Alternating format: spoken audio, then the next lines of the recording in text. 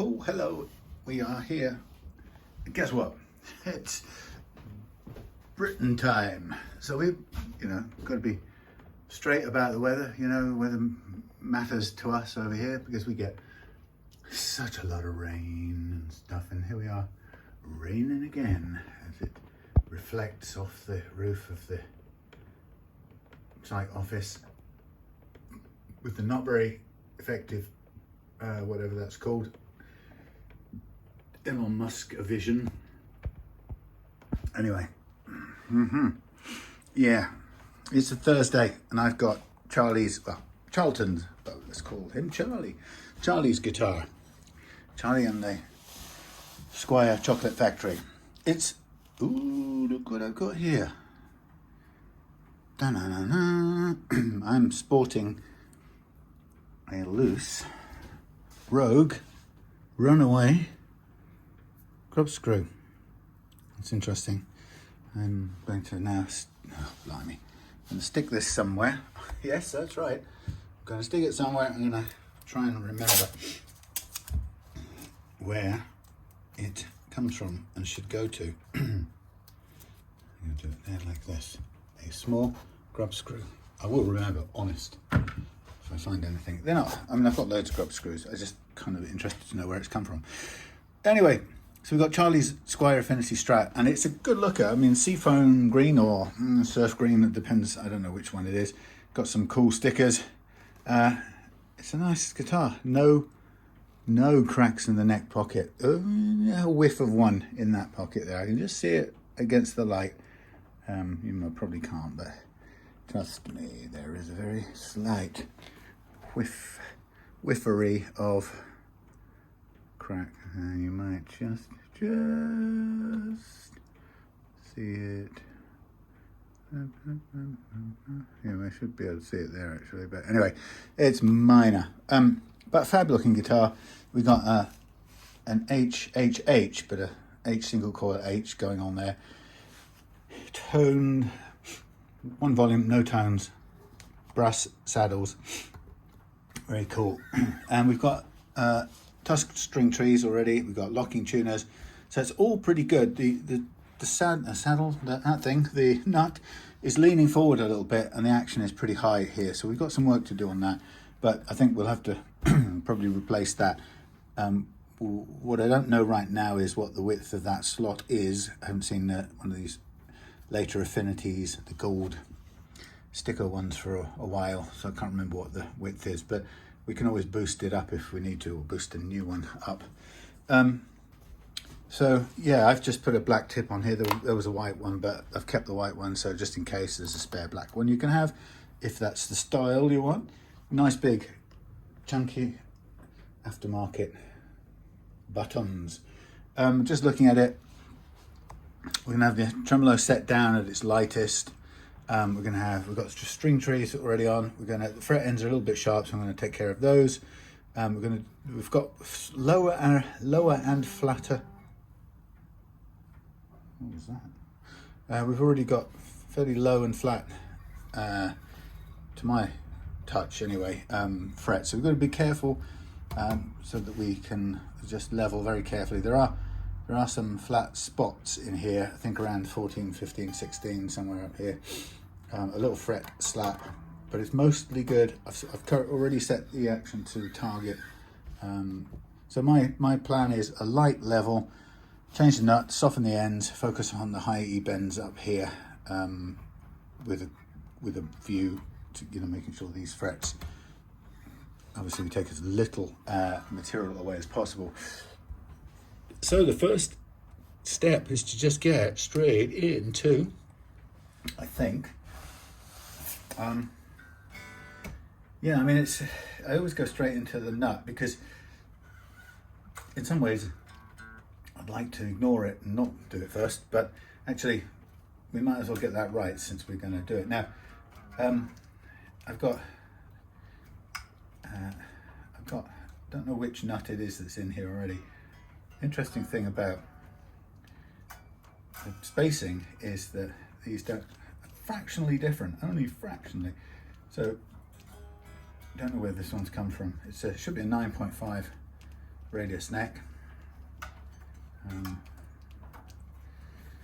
So if I just, let's get this slacking off a bit more. But I feel a bit like I've come back to school. I've had a couple of days away from the grindstone.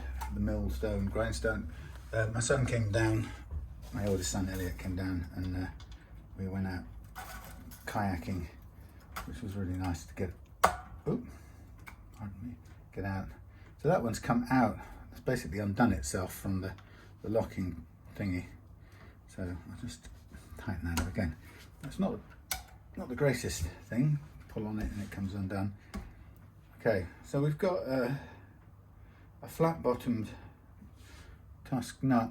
Is it a Tusq? It looks like it. I mean, the material looks like it.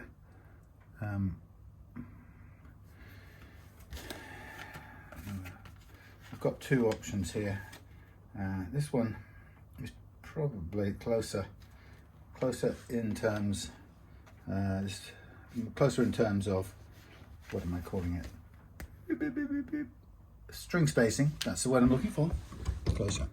Let's unpack it and we'll just double check it. I mean, if the other one's better, we'll use that one. But if we just compare, this one's a flat-bottomed one. This is a round bottom one, and this one's, I would say, overall, this one's about 3/4 of a mil different, whereas this one, obviously there's quite a bit to take down and sand away, but that's almost spot on. So that's more more suitable change out. Now, what we want, obviously, is for it to be a straight drop in without any leaning.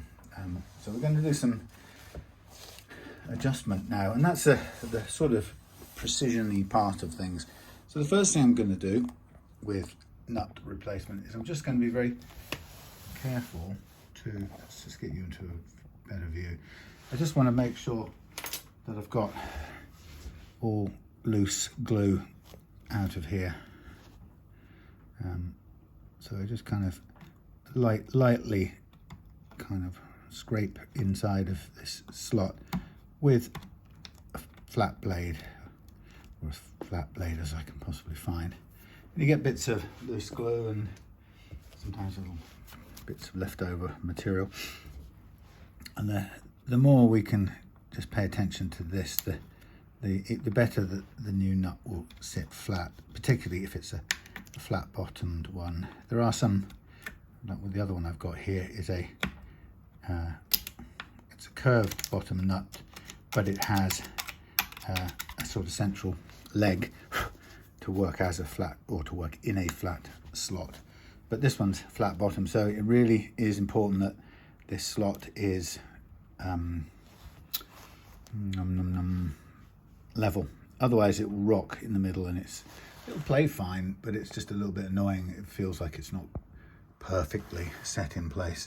So what I'm just going to do, I'm going to get that fresh piece of sanding block that I did the other day. I'm just going to zoom out here and I'm going to now just give this a going over on what I would call the front side, the bridge facing side.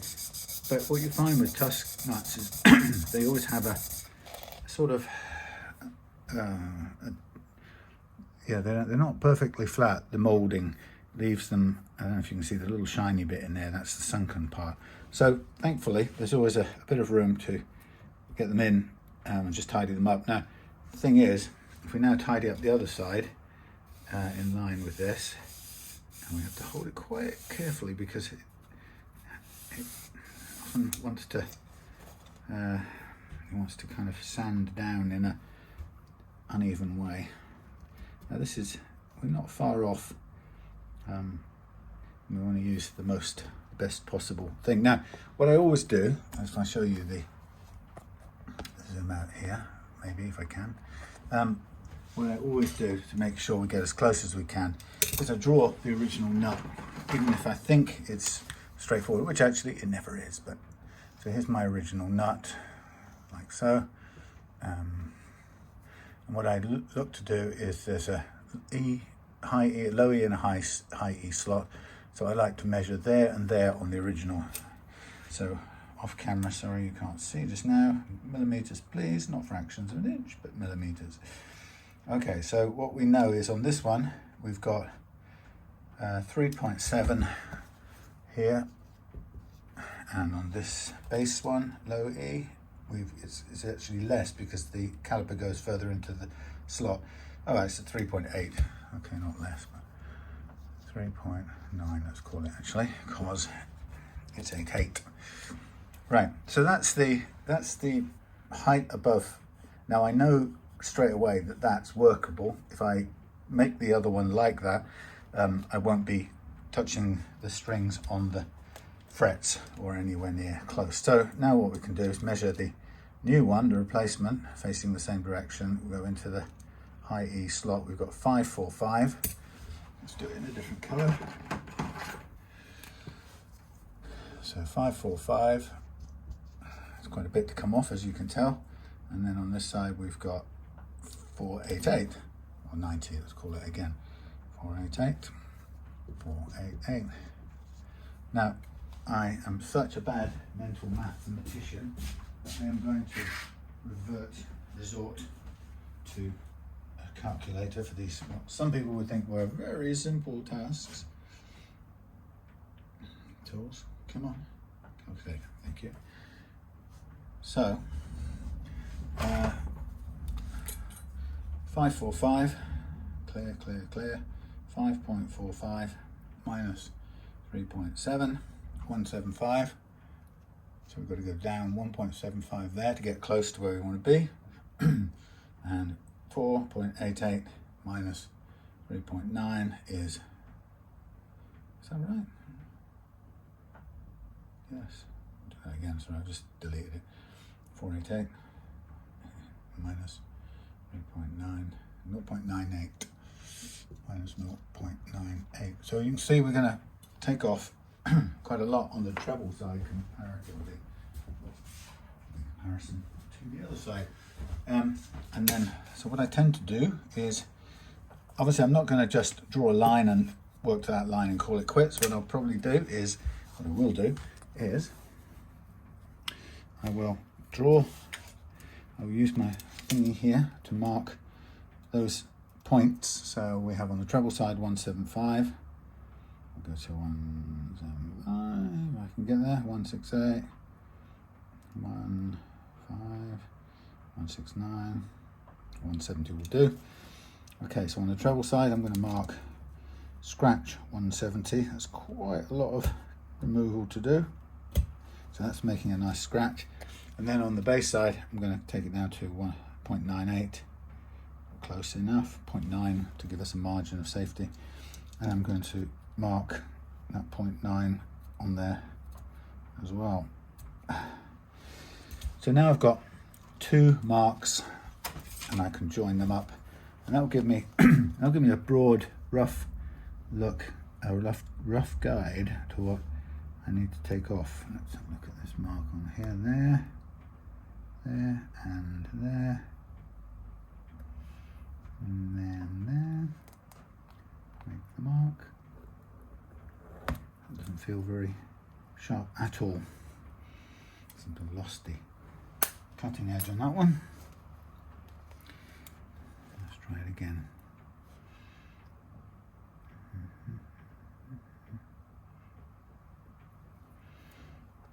Okay, let's try this. That's not even following the bleeding straight line. Oh my lordy. Okay, so there's my start line, which I can use to take off a sort of gross amount. And I can do that a number of ways. I can do it by hand. I can do it on a belt that's spinning over there. I could do it with a Dremel bit. So typically I might do a handheld Dremel bit, like so, with a Dremel disc, where you can see, yeah, you can see what's going on. So I will bring the thingy up to this.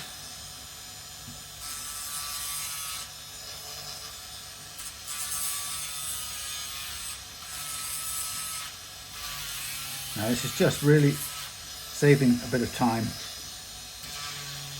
sort of crudely removing some bulk material.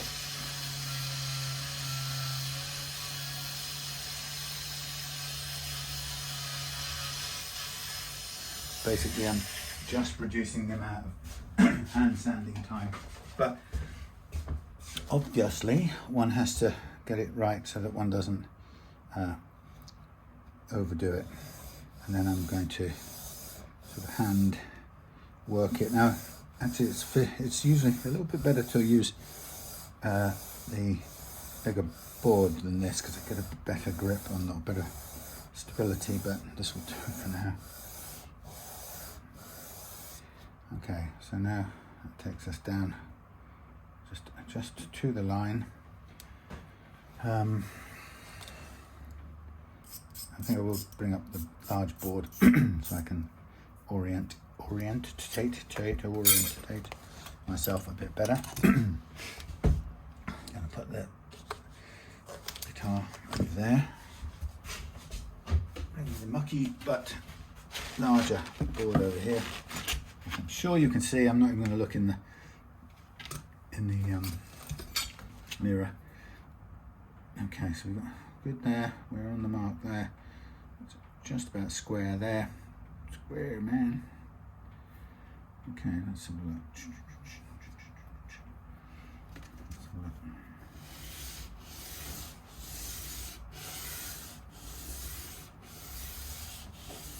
Now, what you won't know until you've started this is have you taken down about the same amount each end, and we're sort of getting there. We've got to get this dead square.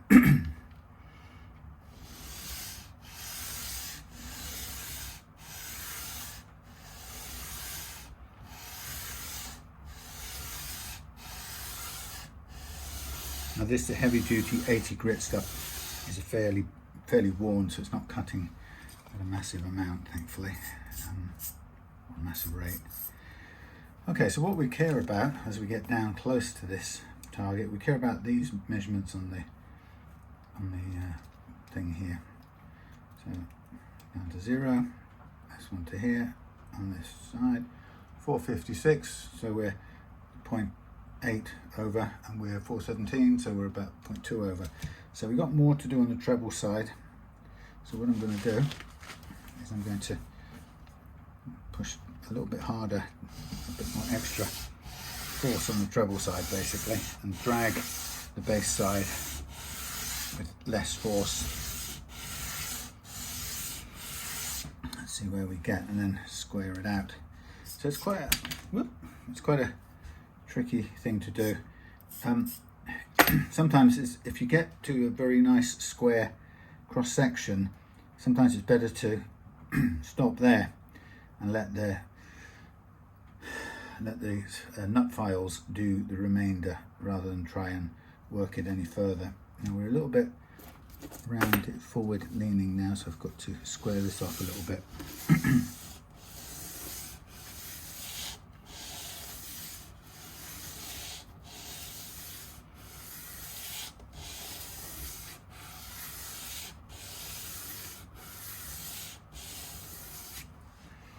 Difficult to know.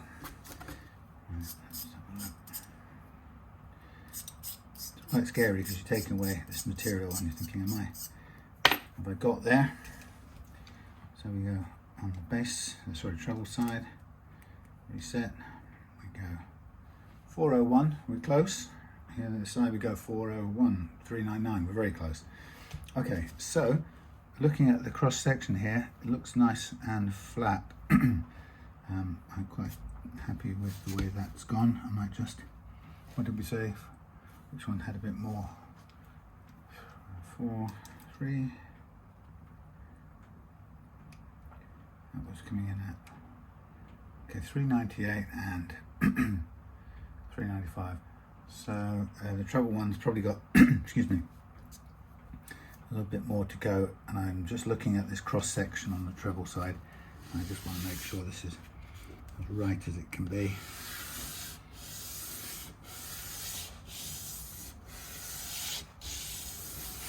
Now if I'm confident that I'm nearly square there, now I'm going to concern myself a little bit now again with the flatness of it. So I'll go back to the front side and I'm going to lightly work the flat front edge, which will get rid of the little dip anyway. And then obviously we're looking for this to go all the way across and slot in, which it's not wanting to do just yet. I could do a little bit more on the back side here, just because it's got some lettering that's sticking up, but we could just smooth that off. Now it's possible that when you're doing this you can introduce some wedginess into the nut, which you don't really want to do, of course. That's just nearly there. Let's have a look. And if you're not sure, go back to 0. Check the thickness at this side, 307. Check the thickness at this side, 308. So we've done it pretty well. The one that's come out, wherever it went, that was it. The one that come out is 289 thickness, so we've still got a little way to go before we're on the mark, but it's much better to sort of slowly work our way into a fit in the slot than it is to kind of overcut. So we're very almost there. I could now revert to the smaller one. Ouch. And we bring the neck, the guitar I was recording, back. Okay, so there it is sitting on there. Still a little tiny bit off, but now we can work it on some nice fresh sandpaper.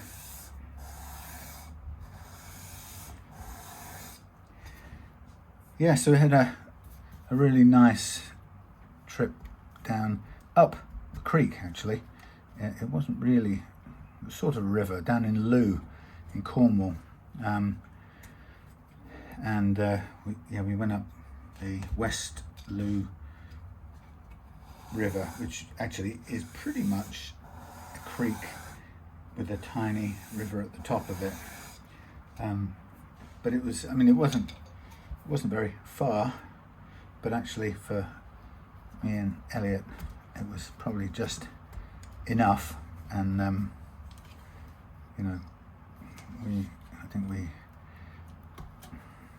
were not, it wasn't so much tired that stopped us doing anymore, it's the fact that your bum goes numb and starts to really ache. It's like sitting in an airplane seat for too long.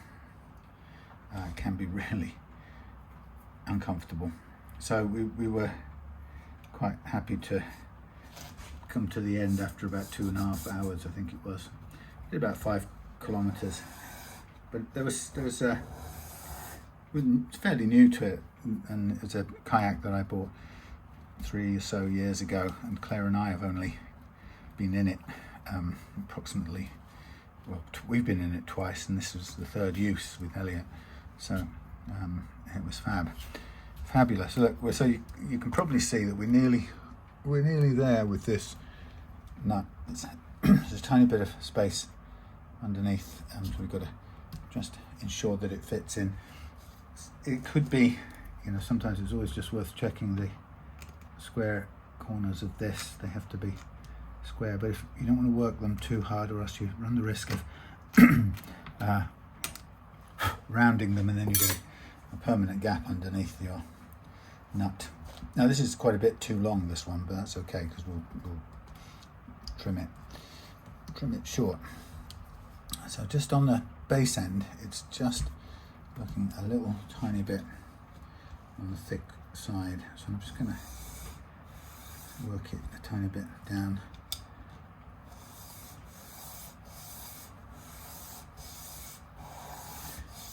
Yes, yeah, so it's, when you're not familiar, you're new to something like kayaking, one of the biggest worries we've got is getting into the thing without falling in and looking silly. so we did pretty well actually. We got in and without any with no loss of life, and nobody got soaked or embarrassed, because they have a down at Lou, they have what do they call them, a mill pond slip manager guy, sort of sits there and takes a token payment really from people to launch from that particular slip. Yeah, that's good. That feels like it's sitting in nicely. So we've got quite a bit of excess at the end to take off, and I think the balance is probably going to be equal at either end. So look how things are sitting nice and snug. So what I'm going to do is I'm just going to make a mark on here. I'm just coming vertically if I can on the end of this nut, rather than follow the fingerboard, because fingerboard curls round.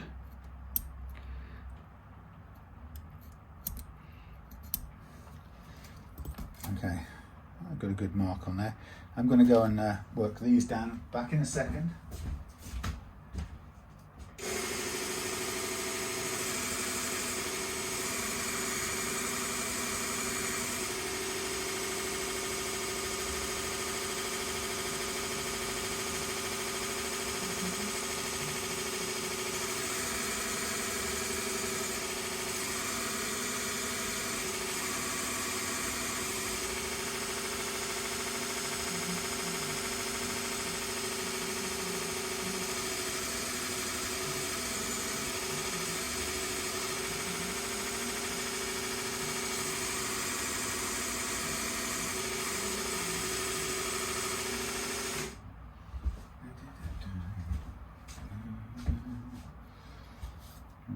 Round those off, round those off. Just check it for width first. Fit. There's something about this this slot isn't actually very square. That's one thing, but it's okay. We've got it just about sorted. I'm just going to take a tiny bit again off the edges. Just check.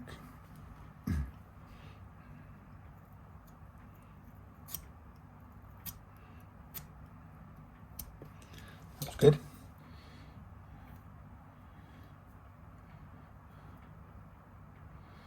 Okay.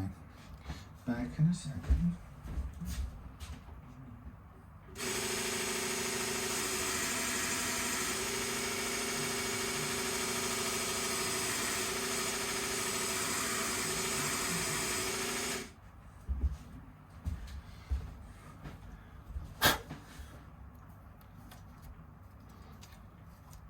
Yeah, the way this slot is cut, I don't know if it's been sort of tweaked by somebody, but it sort of looks like it's got a tendency to push the nut this way. This is looking fairly square because of the way I've cut the nut, so it's sitting okay, but it feels like it's got a something uneven. It's difficult. Quite difficult to see whether or not this is flat, but there's a dip in the middle. That's one thing, so that's not so clever. So I don't know what's happened there. Anyway, we can only work with what we have.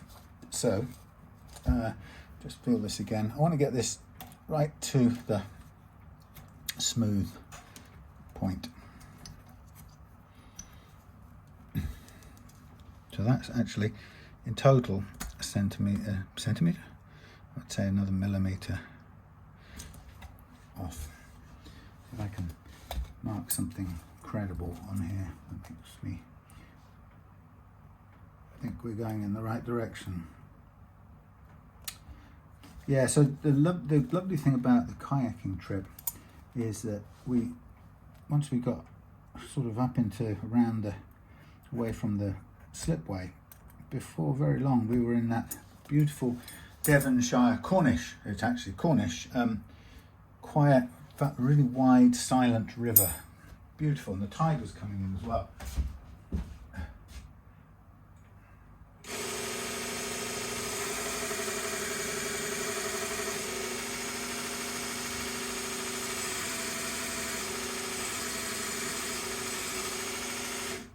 Yeah, the tide was coming in, so we timed it to obviously for that, and then we were there was because it was not a very strong river flow in any counter direction. We had the sort of the luxury of the tide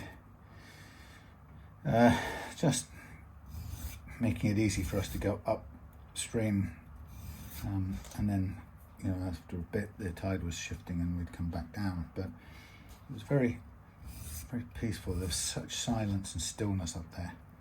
Wonderful. But yeah, the main exhaustion was the bum exhaustion. Right, now, so what we've got here is we've got a nut that is freshly made up, but modified from obviously from a standard one. See, and these aren't very well locked up. They're all coming undone. So this may be an issue in tuning stability generally. So we need to go a little bit tighter on these, whether we like it or not. So I'm just going to put the nut now under load a bit. Probably use my thingy for this.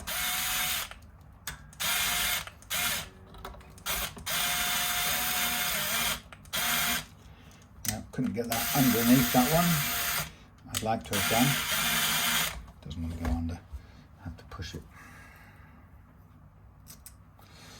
Where's the screwdriver? Anyway.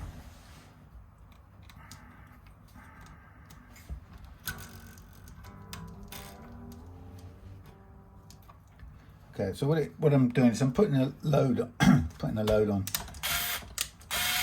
springs, so we can just see where the nut beds down.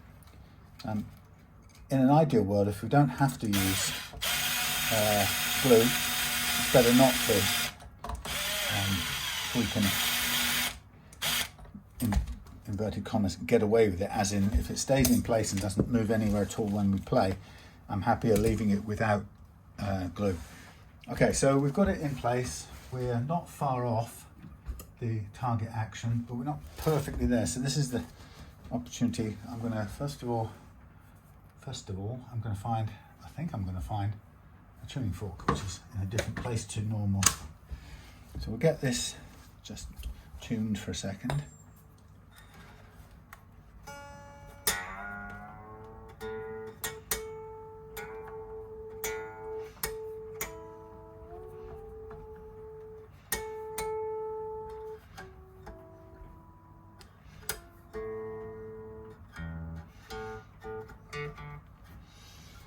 I'm just looking at the fit at the end here.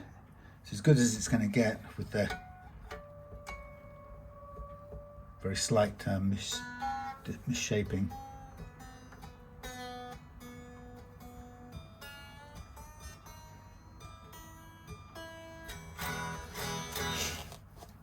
So we currently now have a very high, still have a high first fret action, but that's okay. I'm now going to take it down. Spacing's good. The levelness is good. Tiny sharp corners, which we'll take down in a minute. So I'm going to use a combination of two types of files. I'm going to use a bit of this file here, which I call, well, it's a Chinese sort of cheap jeweler's file. I'm going to use a bit of that, and now let me just think a minute. See, it's nice if we can get this thing down to the correct height. Just first of all, we don't know the radius. The radius is quite high here. This is I think this is a 12. Looks like a 12. Could be a 12-inch one, and I think we're talking 9.5 here. So we're going to need to cut them because they're not going to be precise anyway. I was thinking about taking it more from the bottom, but that's actually a bit of a it's a bit of a hiding, well, it's hard work. It's asking for trouble. So I'm going to cut these, and I'm going to cut backwards. I'm going to make sure that I cut backwards. We want a backwards angle on our nut slot, and importantly we want to be very careful and make sure. Okay, so Charlie's put one of these Tusq ones on a stand, and it's given it similar angle to the A, and less angle than the B and the E. It doesn't hurt having a bit more here. It helps to keep this thing from being any kind of sitaring. It isn't at the moment, which is fine, but it doesn't have to be raised up quite that much. So what I'm going to do is I want to move a bit more material. So I'm going to use this jeweler's file, and I'm going to use it to do a bit of heavy lifting, and I'll check again. Then I'll round out with this one here. And you know, I've had run-ins with people who go, I saw you touch the wood at the back of this. Well, you know why? Because we need the first fret action we need. Whether or not we cut the wood here at all has to do with how much material is there, and basically with the low action, and we still need a bit of an angle, then we may have to we may have to cut backwards to the point where our files touch the wood here. Try not to, but it's a secondary importance. We need the angle, and we need the first fret action, the target that we're aiming for, which we're almost at. If, to get it, we have to run slightly backwards onto the wood there, that really isn't important.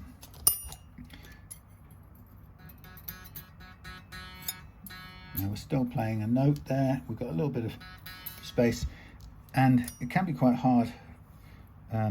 Sometimes the file just kind of feels a bit spongy, and it's hard work sometimes.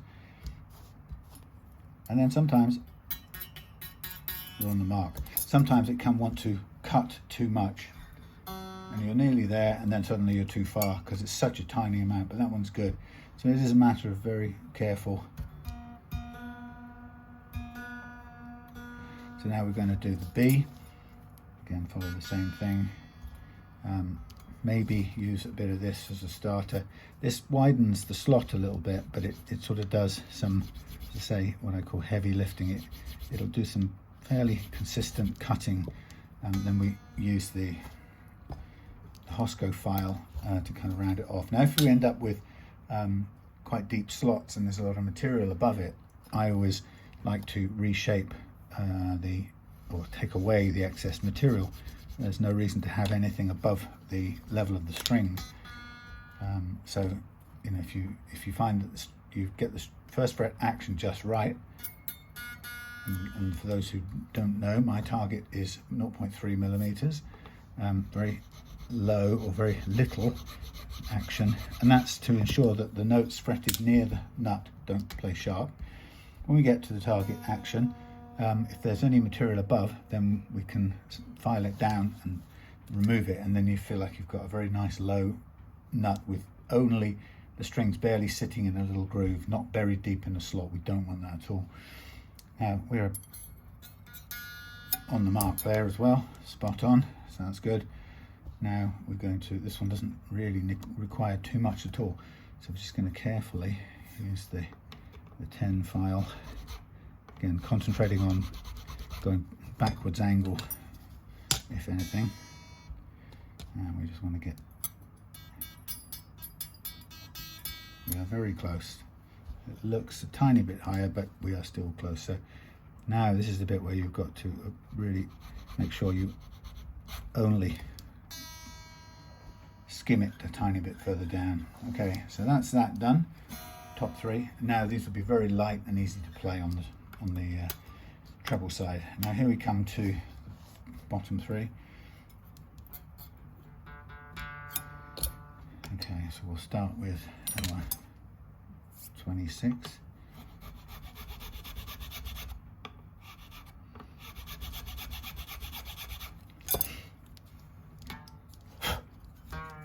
Get in there.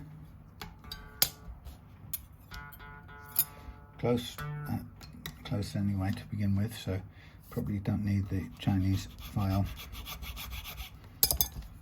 Just touching the wood there, that's okay. A bit more. 26 side.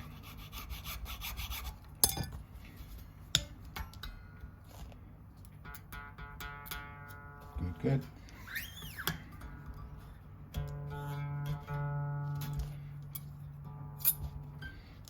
Okay, so the idea now is that all of this will be, the nut is sitting as far as it will sit in the slot when we've got the strings loaded on it, and so we can remove it one time, drop a tiny bit of glue on the front edge hopefully, and get it in place, glue down if we need to. That is, if we don't need to, we don't.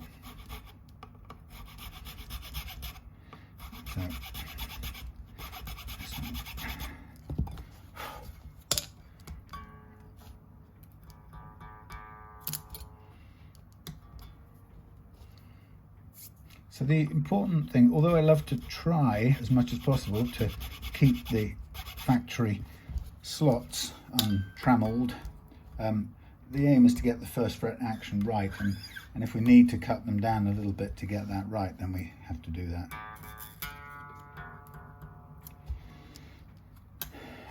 You know, it's like the cosmetics of not touching the wood at the back. I mean, nice, yes, if we can get away with that, fine, but you know, if to get to the ideal first fret action, that's the more important consideration, really. I'm just going to use a little bit of this to work backwards.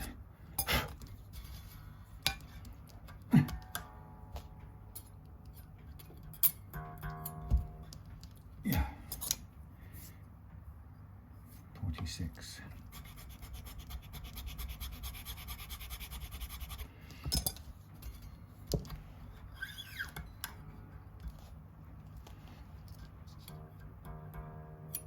So it's quite hard to get the E to the right level.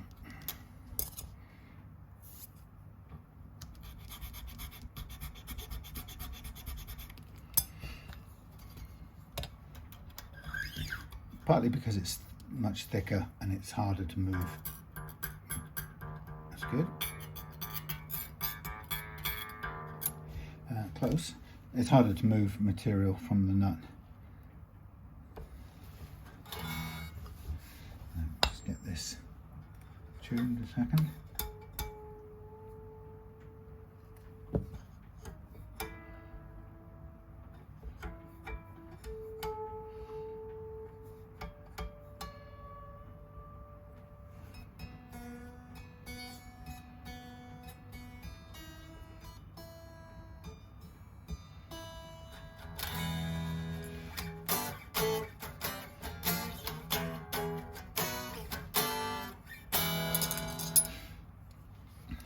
Nice.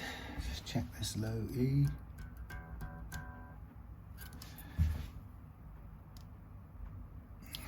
Still a bit more room there. We're nearly there. So the next stage, after having got the nut to where we want it, the individual first fret actions set, I think that will be good.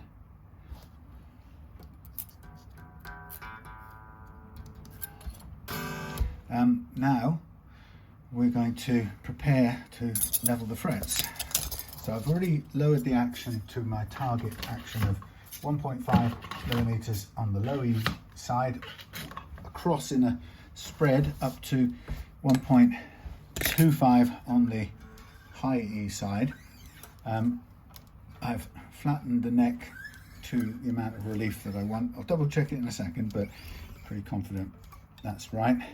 Now, while I'm here, there's no real reason not to fit the nut. Since we're going to put the strings back on, once I've marked we're going to reload the strings into the slots once I've marked the frets. So at the same time we could do that. Now I'm going to check the corners of things and just round them off a tiny little bit so that we don't have sharpness. No need for it. There's no need for it.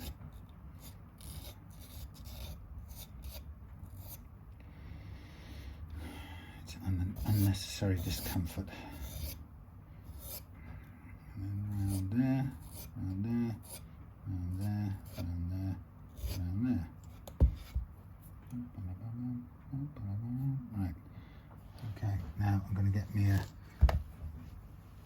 toothpicky thing. I just threw some on the floor. Picked one up, threw some on the floor.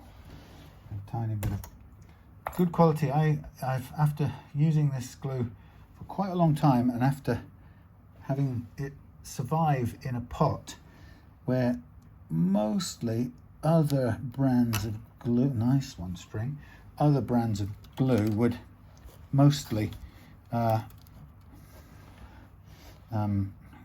clog up and not be usable. This one has basically stayed fully functional, which is really good. So I have to say I recommend it.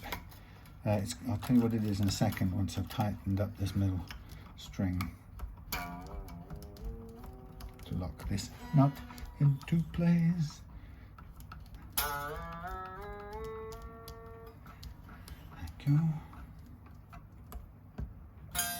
Now, before I put the glue in, like a fool, I should have, guess what, painted the frets. So I'm going to have to do that separately now. Okay, so I'm just basically making sure that and that is where I want it. Yeah, thank you. Yes, yes, yes, yes, yes, yes. Okay. Right. Yes, the glue I have been using is this. It's called SX Zero Flex Trade Strength, Mighty Strength, High Viscosity super glue, and it's been fantastic. It's lasted me a year or so, which super glue never does. I've bought smaller tubs of it for future use. I like the thing, but as soon as you open it, you're fighting a losing battle. So I can no longer you can see I can no longer do up this top anymore. It's completely clagged, but I can place it on there and it's still very useful and doing good service despite not being able to close properly.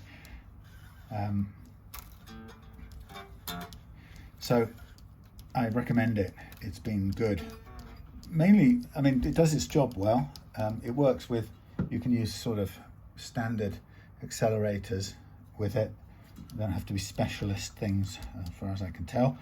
And basically, the fact that it lasts a long time and you don't end up having to throw a completely solid pot of glue away because the air has got into it, because you can no longer close the thing. Even though I can't properly close that, it's still holding out a lot longer than I would have expected. So, like I say, next time I'm going to hopefully improve the situation by starting with smaller jars to begin with, but also, I suspect they will last longer anyway, which is good. But of course, you also want some ultra thin stuff as well, so you can wick it into sort of cracks and things where the thicker, more highly viscous stuff like the one I just showed you won't get into the gaps quite the same way. But it's a 6 of one, half dozen of the other type of situation, because if you have too viscous a glue, you can, before long, you can find it going to places you don't want it to go. I was putting some into a crack on Ian's Raleigh guitar the other day. It just kept on drinking it. It was like it was never going to stop. And I thought, oh God, it's the whole core of this guitar going to end up being one great big sort of clot of super glue. Well, in the end, I sort of think I managed to seal it up with a bit of fast accelerator work, but so I'm just kind of a quick stretch of the strings before I tune up to pitch, and then I'll check the relief and the action one more time.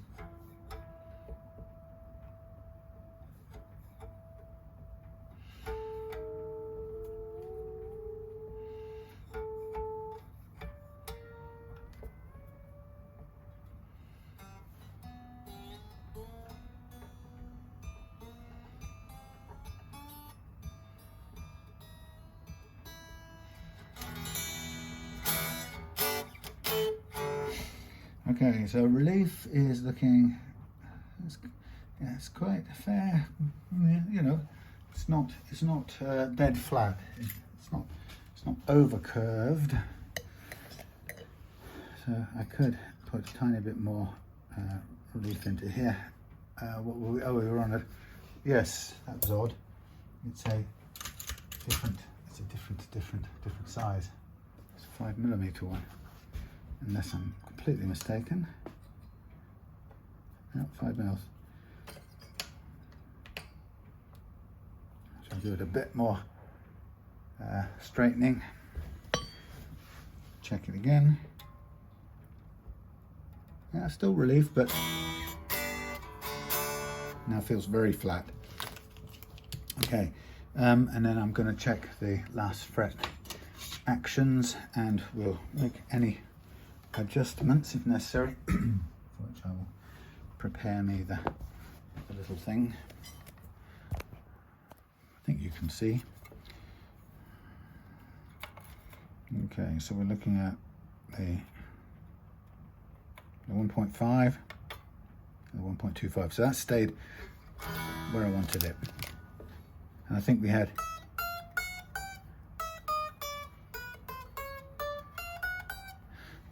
some unevenness over here, but we'll let the good old-fashioned banana tool tell us what's going on, because that's what that tool is fantastic for. And let's have a look in the mirror. Oh, we're not zoomed out exactly, so you wouldn't have been seeing so much. Right, so what I'm going to do is I'm going to get the fret leveling banana, my tried and tested DIY tool. Very effective, and you'll see why. So I'm going to calibrate this tool.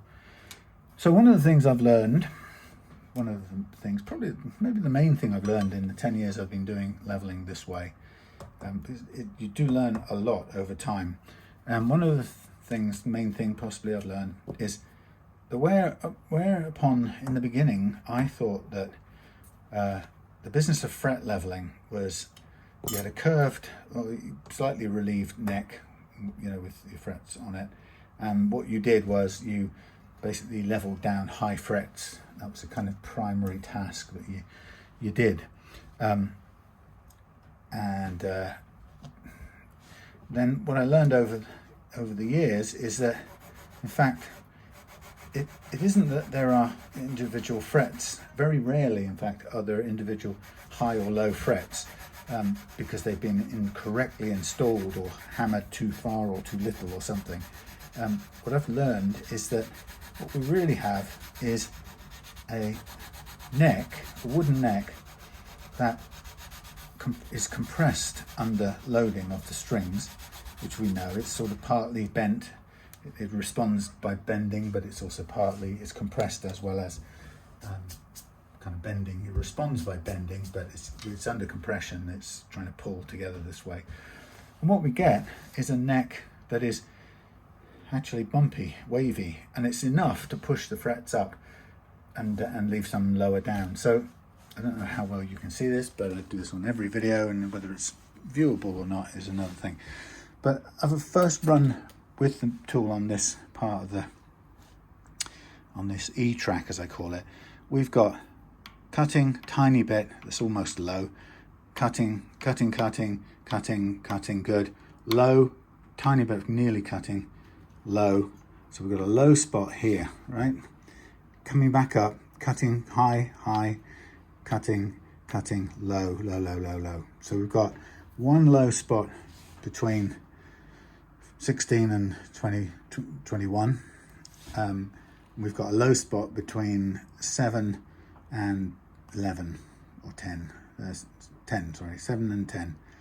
Okay, so that's significant. So what it means is that notes played in here, certainly on the high E, will tend to choke out when we can choke out when we just play them. If this dip is, if this low spot is low enough, if it's enough of a dip, or this dip can make itself felt by the fact that when we bend from inside this dip, we run out of, or we choke out when we come over to the G track. And a fairly averagely level G track in this area here can still choke out because we're bending from a ditch. So this playing from a ditch upwards is significant sort of finding, if you like. So having done this little bit of leveling, this really diagnostic, it's hardly cost us any fret metal, so that's another nice thing about this method. And what I first do is I go and I check the individual notes. Now hear that little bit of squelch?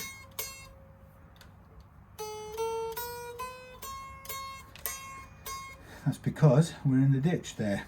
So 9 is at the bottom of a little valley. Cleaner. Squelchy there, because we're in the hole again. Not too bad as we come out because it's the last couple of frets. So that's a diagnostic run. What I don't know, all I know is that one, for the action I've chosen, is not struggling exactly, but I might choose to come back in and have another go, because now I know that I've got a low spot here, and the only way I'm going to work around this for the action I've chosen is basically to lower the frets either side of it, which means all of it, a tiny bit relative to the low spot. And that's the challenge that low spots, or the hills and valleys, that the compression of the strings pulls into your guitar neck. That's the consequence of this tension pulling, bunching, compressing and bunching your guitar neck. Now, that realization for me has turned into another realization, and that is, yeah, see, it's not perfect. Now, I don't really want to be forced to raise this way beyond my normal target action. It's dead on 1.25 at the last fret. But I don't want to take more metal from around here, because we've got physical problem, or physical quirk of the neck, which it just, it's a valley at this point here. Now, we're not going to fix that by building up the wood. We're not going to press in taller frets, because it's the distances and sizes or magnitudes are tiny. But it's enough to make that one at this low, testing, challenging level, to make that one play the way it is. So I know where the low spot is. That's the experience tells me, and the results of the tool. And you could see we could carry on taking fret metal to average out all of these frets, and you'd see this one would probably be the last one. Fret 9 will still be lower because it is physically in a little trench. Now, I'm not really that keen to do any more, because I'm monitoring what's happening with the frets around it, and I don't want to sacrifice a ton. I would probably rather leave it to the end, see if it's anyway noticeable. If it is, I will sacrifice a tiny bit of that target action. If I had more fret metal, there were bigger frets, I would probably press on a little bit more with the leveling. But again, this is where it's a kind of careful judgment call. Now I'm going to use the same calibration for the B track, and so I'll move along into the B track, doing the same sort of thing, not pressing very hard, I'm just running up and down. Now, if you're now kind of thinking this guy is leveling frets on a curved, overall curve, but at a kind of close-up, bumpy neck. So it's curved, but it's curved the curve is comprised of bumps. So it's a bumpy curve. How am I leveling? What am I doing to level? Well, you can probably figure out that the tool that I'm using describes a much smoother curve than the actual neck that we know is comprised of all these little ups and downs. So I sometimes call it, I'm imposing the more perfect curve of this tool onto the compressed, bunched and imperfect curve of this neck. Not too bad.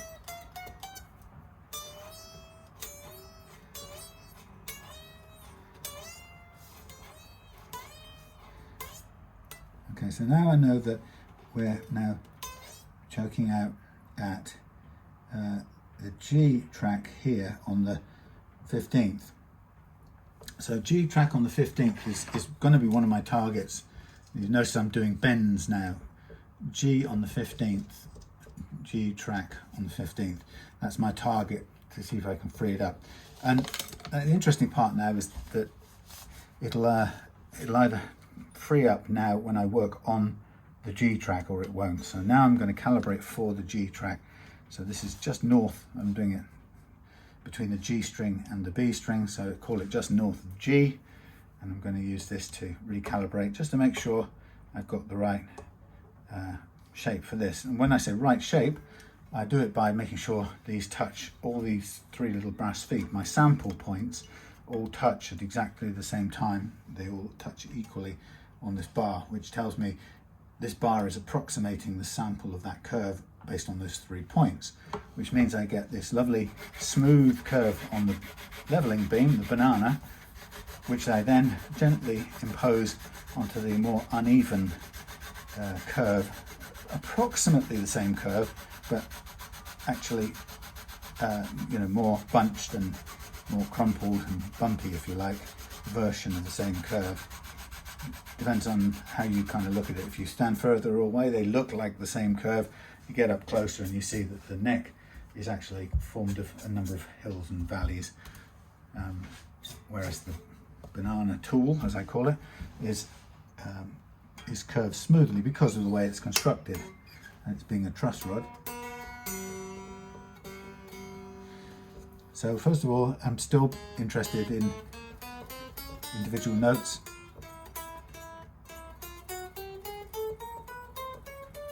Okay, not too bad. Now I want 15. Now 15 was choking out completely. Still struggling a tiny bit.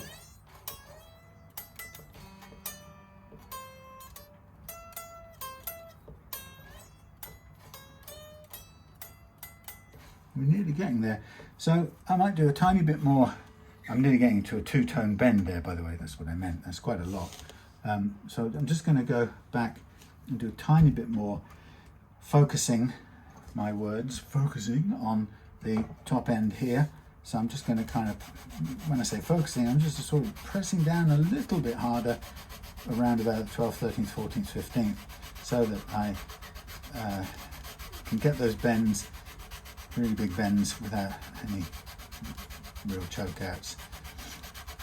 Now, of course, as you know, the one solution to the interference of your uneven frets is always to raise your bridge playing action, or your saddle action.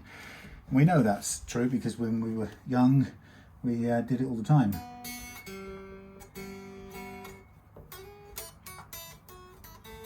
Oops, I'm there.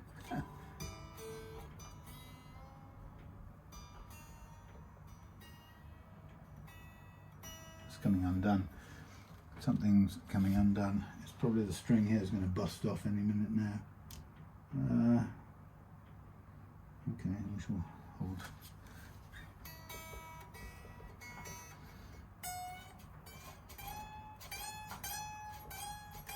That's not bad.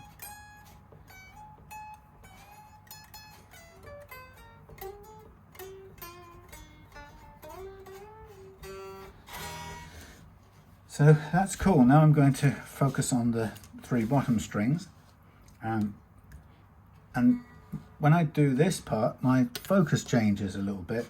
I'm still thinking of this neck as a sort of bumpy, imperfect curve, and I'm working on it with my banana tool, which is a smoother, more perfect curve, which by definition then when I bring it down on top of this neck, it sort of helps to average out, where it clips the higher points off and averages out the overall curve, just smooths it down. It's like pouring oil on water, yeah, or raindrops on the stormy raindrops on a raging sea. Anyway, it sort of just quells everything down a bit, and in a way this is what this tool does to the high points here. So now on the A track, I'm doing that same thing again. But what's interesting about the wound strings from here on inwards to the end is that because we rarely bend all the way across, or we rarely pick up the wound strings and push them over towards the thicker strings, it tends to be less of that. What we tend to find is that the challenge for the thickest wound strings is what I call fret slap, and that's that because they move more than the thin strings when you play them, they quite often, for a when you have a low action set, this propensity to move more results in what I call fret slap, which is, there you go, look, that's the 9th fret, isn't it? I'm still in a little bit of a ditch there. You'll end up with the wound string hitting more of the peaks as it spins. So you fret it there, it spins more there, and it hits a couple of these peaks if you've got them up this end. So we're still taking that down. The thing about what I call fret slap is you get it mainly on these strings because they move more than these. You don't hear it on these. Here you tend to pick out individual problems like that one, 9, due to a low spot or a high, sometimes a genuinely high fret. It's not being pressed in properly, but it's already glued, so you can't do much other than level it into submission. But the bass strings, because they move more, they tend to clip more of the peaks along this way as they spin, and consequently the rattle or the slap that goes with them tends to follow them up whole chunks of the fingerboard, whereas when we're talking about high frets, individual high frets, we tend to find it in one place only, even when it's a low spot caused by the dip in the fingerboard. So just as a quick listen, I'm happy with that D string. That's playing quite well with very little, or if any, fret slap. So now I'm going to move on to the A, but of course it tends to get more pronounced as you get down to the lower notes. Now this one, I'm looking at the shape, and this one we need to just, for the A track, we just need to increase the curve a little tiny bit. And what happens is this does actually change, the curvature does actually change, the relief curve I should say, does actually change across the neck, across the radius sometimes, only by a small amount, but it's actually possible. The fingerboard can flare on one side versus the other, and it gives you a strange experience of slightly recalibrating this beam. But that's why I do it before each track. I pay attention to each track. Okay, so again, what I'm doing is I'm just taming, I'm thinking in my mind as I'm doing this of taming those tops of those hills that we pretty much established from the high E track that we had. They don't necessarily always stay put all the way across. You know, in other words, by the time you get to the middle, what was a dip here can be straightened out by here, but the neck doesn't tend to, it tends to, if it sinks, it tends to sink in one kind of go on both sides, but a little bit different sometimes on either side.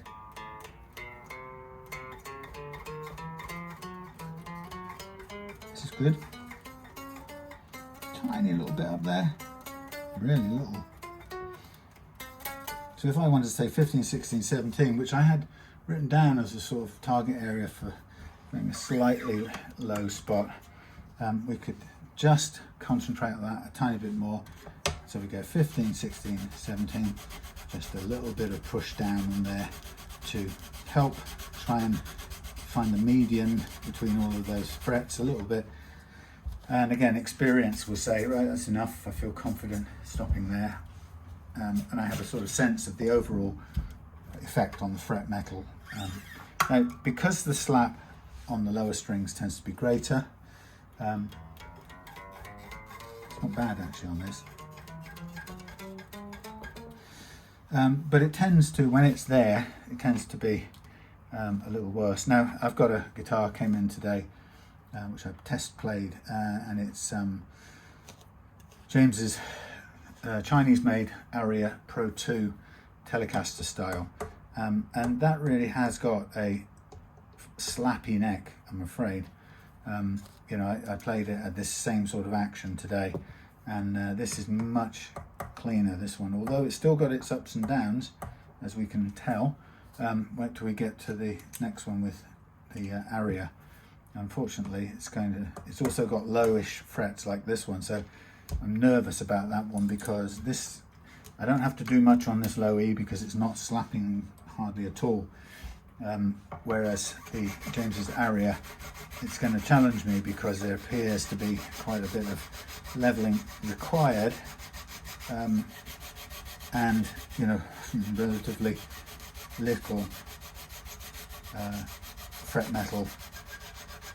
I don't have the luxury of lots of fret metal to play with, you know, and that's you know, that's a kind of the tricky one, and it's knowing, really, I think the experience comes in knowing when to stop and say, look, with the amount of metal left, I'm not comfortable attempting to level right down to this target action. I'm going to have to compromise with it. You know, it's not my preferred choice, but we have to be realistic. We've got what we've got. And it's interesting what it shows, that something like that Aria, that when there was a time they were made in Matsumoku factory in Japan. You know, some of those old Aria Pro 2s were the finest of the Japanese 80s era. I never found the same sort of problem with the necks. Now, what the Chinese made one that he's got is in many ways a beautiful looking guitar. It's rosewood.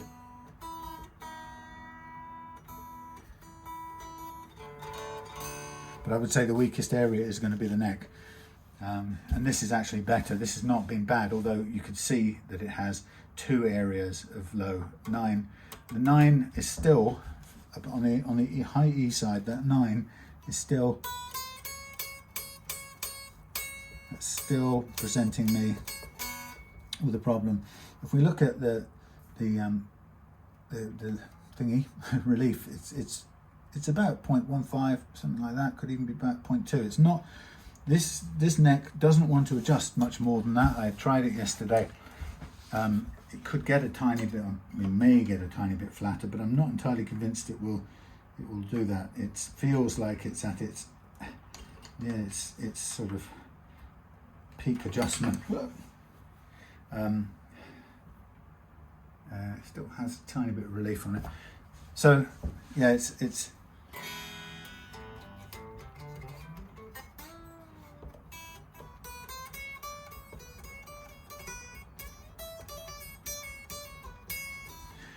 do you know, that's hardly noticeable, but it is there.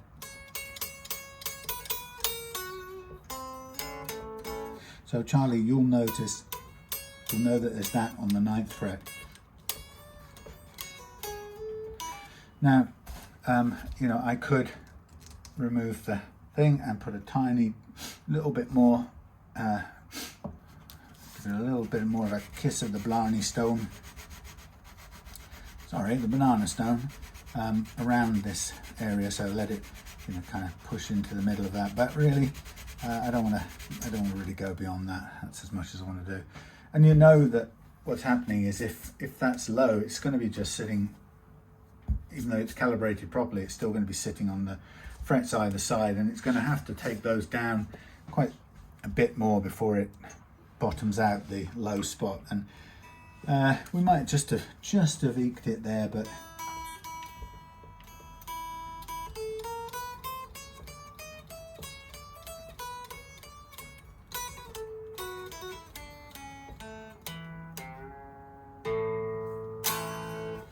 I don't know. I mean, let's live with that.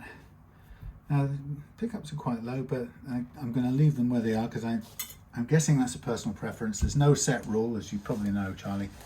You must know because you put together a nice guitar. So, yeah, there's no set rule about it. It's a personal choice. The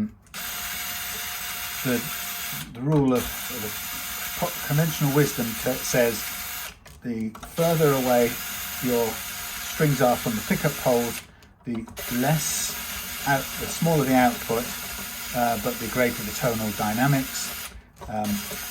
Conversely, the closer they are, what did I say? No, the closer the pickup strings are to the pickup poles, the greater the output, the less the tonal dynamics. The further away they are, the less the output, but the greater the tonal dynamic. And there is a point at which, up very close to them, you actually can make the strings sort of do a double note echo vibraty thing, which you don't want because the magnets are pulling so hard on them. So, you know, if you look at, if you ever notice someone like Gary Moore playing on stage in an old Gary Moore live sesh, you may notice that when you look at his neck pickup on his, for example, on his Les Paul, I think I better take this off anyway. When you see the neck pickup on his Les Paul, you'll notice it's flat against the body of the guitar. It doesn't stick out at all, and the bridge is barely sticking out. So, you know, the greats seem to go with that far away thing for the tonal, you know, and they turn their amps up, and you know the mixing desk turns them up, so you know they get the tone they want before they worry about output. Output's probably a teenager obsession, really. You know, I need it more louder.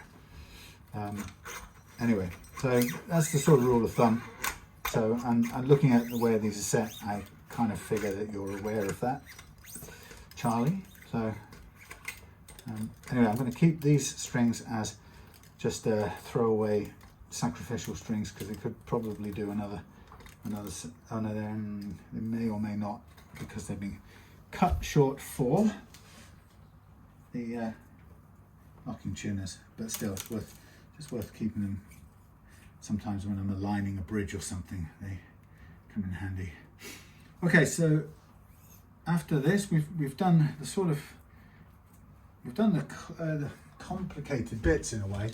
The point where we've done the tricky, detailed stuff with the nut, so that to get it to the perfect low first fret action. And now we've leveled the frets under compression, so that we've got this perfect fret level, relative level. So when it's back under load of the strings, it's back perfectly level in a way that you probably, if you get what I've done with the leveling, you could then pretty easily realize or understand that if we did this the conventional way and leveled it with the strings off like now, okay, let's make sure the neck's flat, get a ruler, and then we'll get a block and we'll scrape away and get a fret rocker and so on and so forth. What you'd find is that you might get a perfectly level set of frets now, but what will happen when you put it under tension with your 10 gauge strings and you get ready to play? Well, that perfect levelness at rest without the strings on is going to turn into a bumpy roller coaster again. And so in a way, all of the so-called level frets that you achieved as measured by your fret rocker are only relevant or level when the neck is relaxed with no strings on it, because under load it reverts back to its bumpy, compressed bunched up self. And that's why I do it this way and won't do it any other way, frankly. Stick with it because it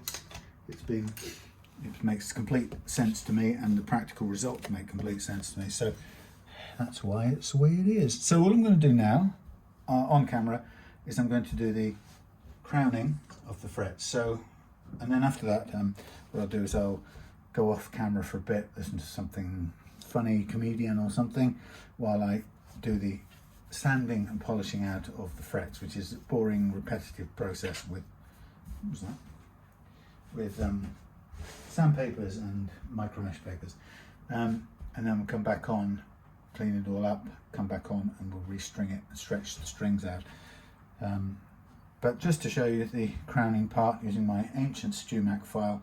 Now I'm going to use the medium size of this side of this because we are pretty low in terms of the frets, so medium would be better. And the aim now is, because we've it may be obvious to some, but if you haven't thought about it before, this is what we're doing. So if I'm teaching you to suck eggs, please forgive me. So here we have the fingerboard, here we have a fret that was well, not too high, but it was a fret, and then we came along and with our fret leveling technique we did this in order to make sure everything was level. Yeah, so that's what we did to achieve level. Now I've just put some marker pen on it again, like as you saw. I've just painted the top, and that's beautifully level, but it's a little bit flat, or relatively, it's a bit flatter than we like. So what we do with a concave file is we use the file to reshape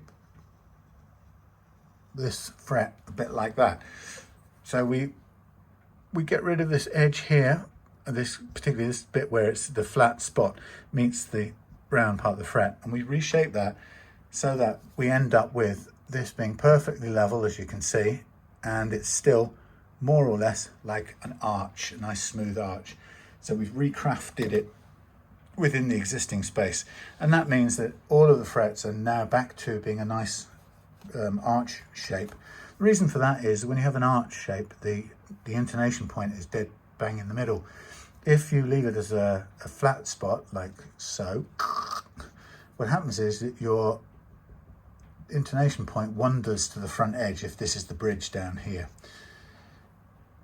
So, you know, from the center where the intonation point should be to the front edge could be as much, on some cases, as 3/4 of a millimeter, even a millimeter on some really badly or, you know, heavily leveled frets.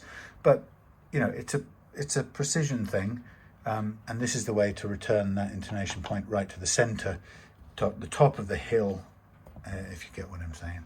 So that's why we do this recrowning thing. And the marker pen is a great way of, as I go over the fret with this tool, this concave tool, and I just tend to try and just declog the diamond particles from having marker pen in them. The idea is just to kind of round it off as much as possible, but without removing the thin line of black marker on the top. So I'm aiming to leave a thin line of marker, and if I can, when I leave that thin line of marker, it tells me I've rounded off the edge of the flat spots adequately, but I've left the very center of the arch-shaped fret, left it untouched, so that I haven't disturbed the relative levelness that we just achieved by doing the fret leveling. Make sense? Of course it does. Anyway, I got some great feedback the other day from people who enjoyed my tales of early computer stories, but also some people who very kindly said that they just, you know, they liked hearing background stories of my ill-spent youth, and it, you know, it's fun to tell stories. You know, it's like, for me, it's a kind of revisiting memory lane thing, trip down memory lane. But you know, the part is that, for those who kind of know me quite well, you know, my youth was, wouldn't say it was misspent. What I would say is I've always been a drifter, you know, a kind of floater. I was never the kind of person who set out to do something, you know, in terms of careers, just nothing about career, you know, and the things that my father did, you know. I didn't have a great relationship with him back then, and you know, we had a couple of failed attempts to live with him. We lived most of our life, my brother and I, with foster parents, but we had some sort of abortive attempts to go back to live with Pops as teenagers. Of course, the worst possible time for hormonal, grumpy teenagers to go and live with a man who didn't have a lot of experience or any experience bringing up grunting teenagers. But I mean, no parent ever does. That's the truth of it. But anyway, so we didn't have a very stable kind of start, and certainly didn't have any. I'm imagining what other families might have had, but I did see some kind of more nuclear together families, you know, and they seemed to have a lot more certainty about what the kids would do, and you know, compared to my upbringing, I was kind of felt like pretty much left to my own devices.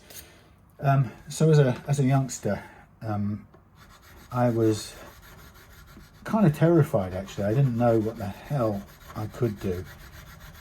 I was, at the time, I was finishing, when I say finishing A-levels, if I say, in truth, I was probably as much time getting drunk and going to see bands as I was doing anything to do with work for A-levels. So I was already kind of, I wasn't dangerous and I didn't create trouble or anything, but I wasn't really at all focused on my schoolwork, let's put it mildly. And it was at a terrible point at which my dad was really unable to cope with me. And he did his best at a certain point. When I was coming up to my A-levels, he tried to get me booted out of the school, which he taught at the same school, so it was pretty unpleasant. Anyway, I ended up some very kind Catholic family kids, because the school I went to was a Catholic school, although I never was, but my dad taught there, so I ended up going there.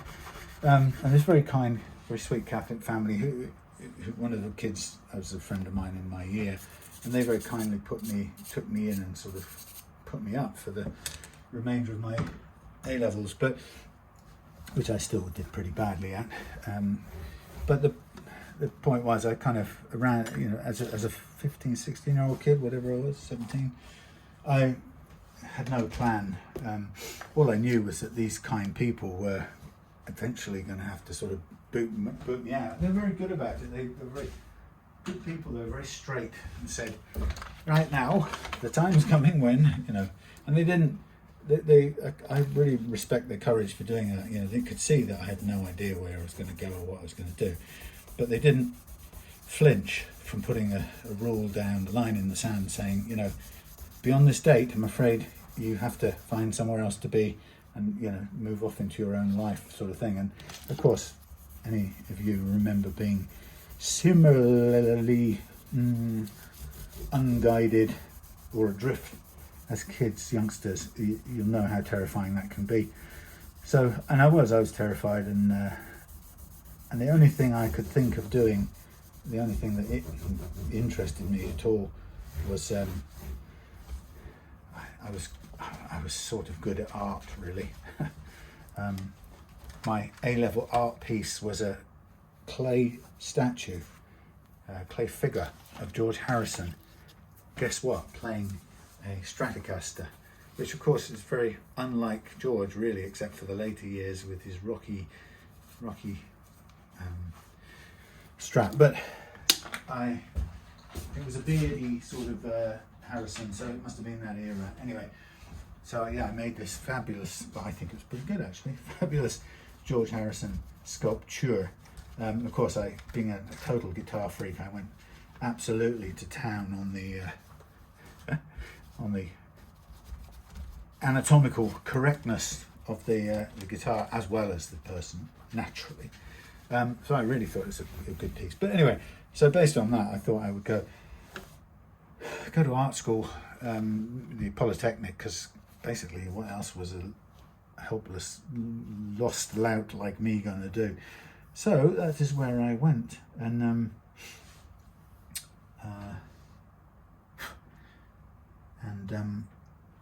well, sorry, I didn't. I went and applied, and okay, we're all just looking at this tremolo. By the way, we're all pretty much slammed down, not to move.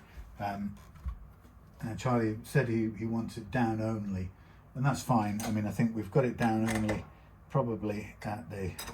I suppose this will be a Squier fitting. We'll just see. But yeah, with all five, it's a good fit. Ooh, look at that. That could have been a Squier one. That's a perfect fit. Yeah, that's blimey, that's set to never, not only down only. So we can set that to down only using this thing. But it will be a matter of just backing those screws out and possibly taking some springs out. If you want it permanently locked, then of course just leave it fully sprung up like this, because that's the same thing. But if we're going to have a bit of down only potential, then you want it better than this, because it's too heavily done. Anyway, yeah. So I applied to go to the Polytechnic in Coventry, the Lanchester Polytechnic, and I got accepted. And just as I was about to head off there, which God knows what my fate would have been like had I gone there, because I guess who knows, I would have had a sort of drunken student art career, because that was of course the days when you got paid to do your 3 years art, or your foundation year, followed by you got grants and you got given money. Fantastic.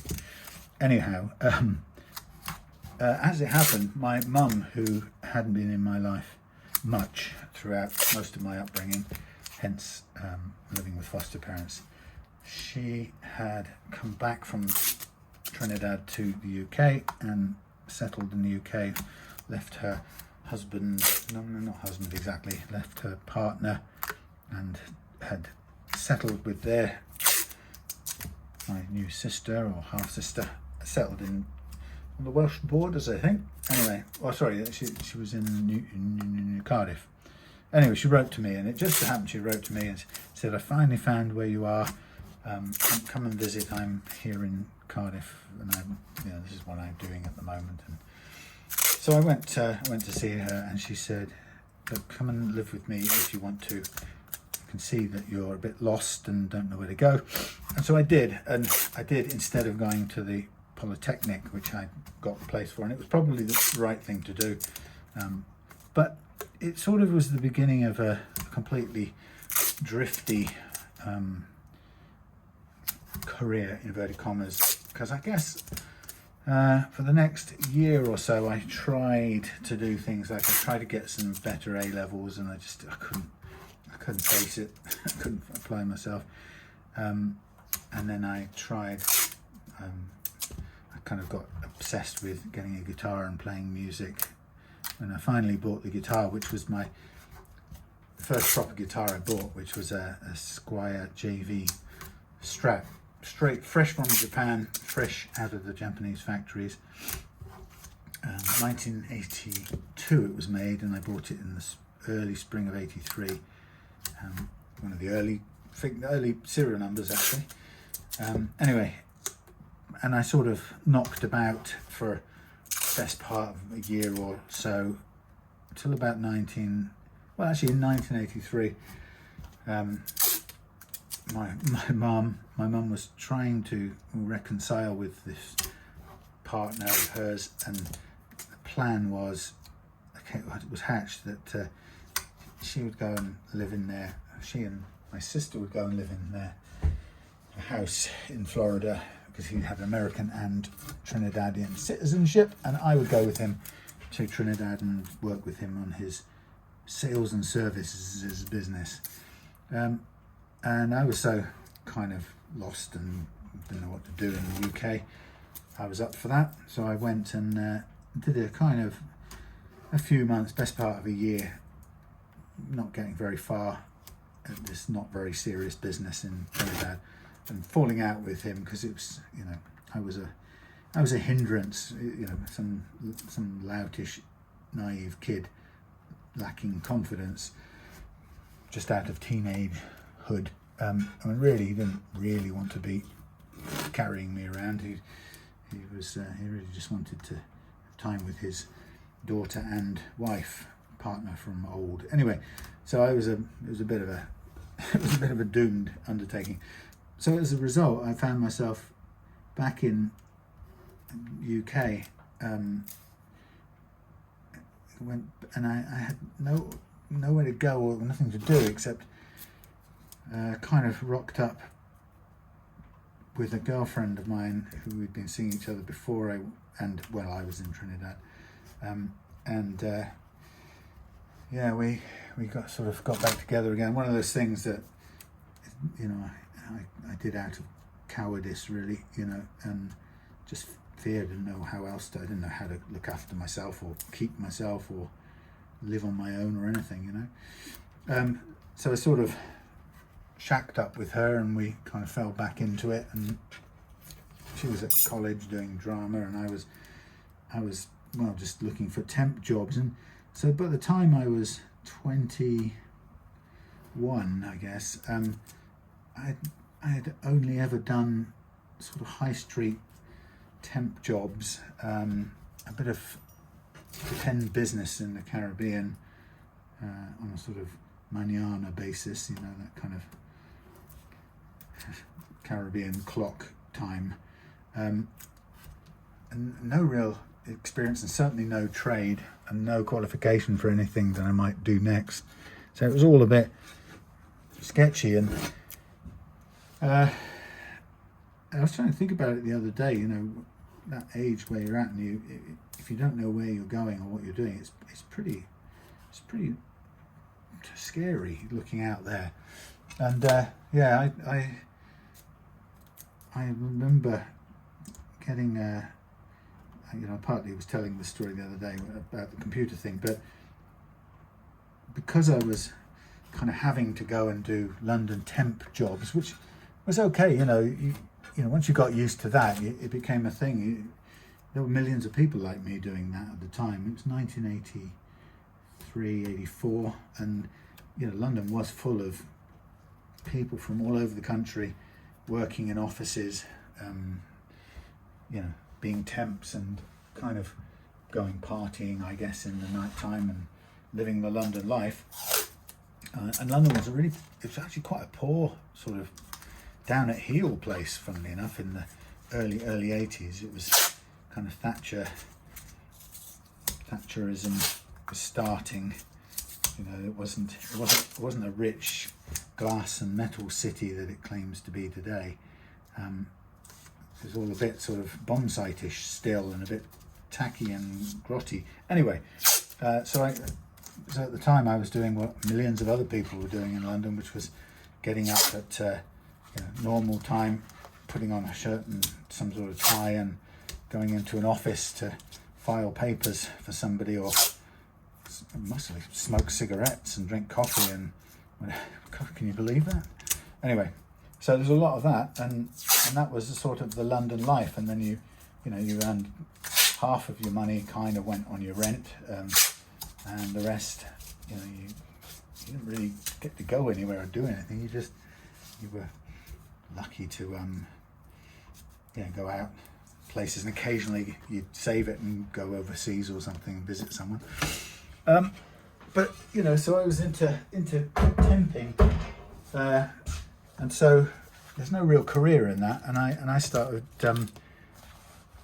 because my character has always been, if I do something, I will find something interesting in anything I do. So even if you give me the most boring thing in the world to do, I will make it my business to, you know, I can't just accept it. I've got to look into it and find something interesting. There's some sandpaper. Whoops, and there's a magnet holding it there. And here's some micro mesh. So this is what I'm going to do off camera. But just to finish off that part of the story, yeah, I'm the kind of person who, you know, if I'm in a temp office, I can't just sit there brain off and, you know, atrophy. I've got to find something interesting. So in that case, I happened to just take an interest in what was going on in the office. And I was working for an agency who was putting temps into that company I mentioned in the previous video called Brown and Root in Collier's Wood, which was an offshore oil and gas engineering company who were working on a project for BP. And I started just learning. I learned everything I could about oil rigs and how they worked and all that sort of stuff. And I just made it my business to learn everything I could. And so before long, I was able to go offshore with BP engineers and go and see the rigs being installed and all that sort of malarkey. And it was just really great. I just made it my business, and hence I ended up. Damnation! I forgot the filing before I put the paper on. Yeah, I made it my business to learn the this new computer system, or the email system that was installed, and then I became kind of a sort of computery person. Not that I ever trained in it, and so I was doing sort of computer work in the oil industry, which was not a very computery sort of place at the time. So I was kind of a bit on the vanguard of that. And then when I finished, I suppose it's a fairly normal cycle for me. I guess it was 84 to 90 in that industry, and then I sort of just changed. I had enough of waiting for the phone to ring and somebody to say, right, we need you in Germany.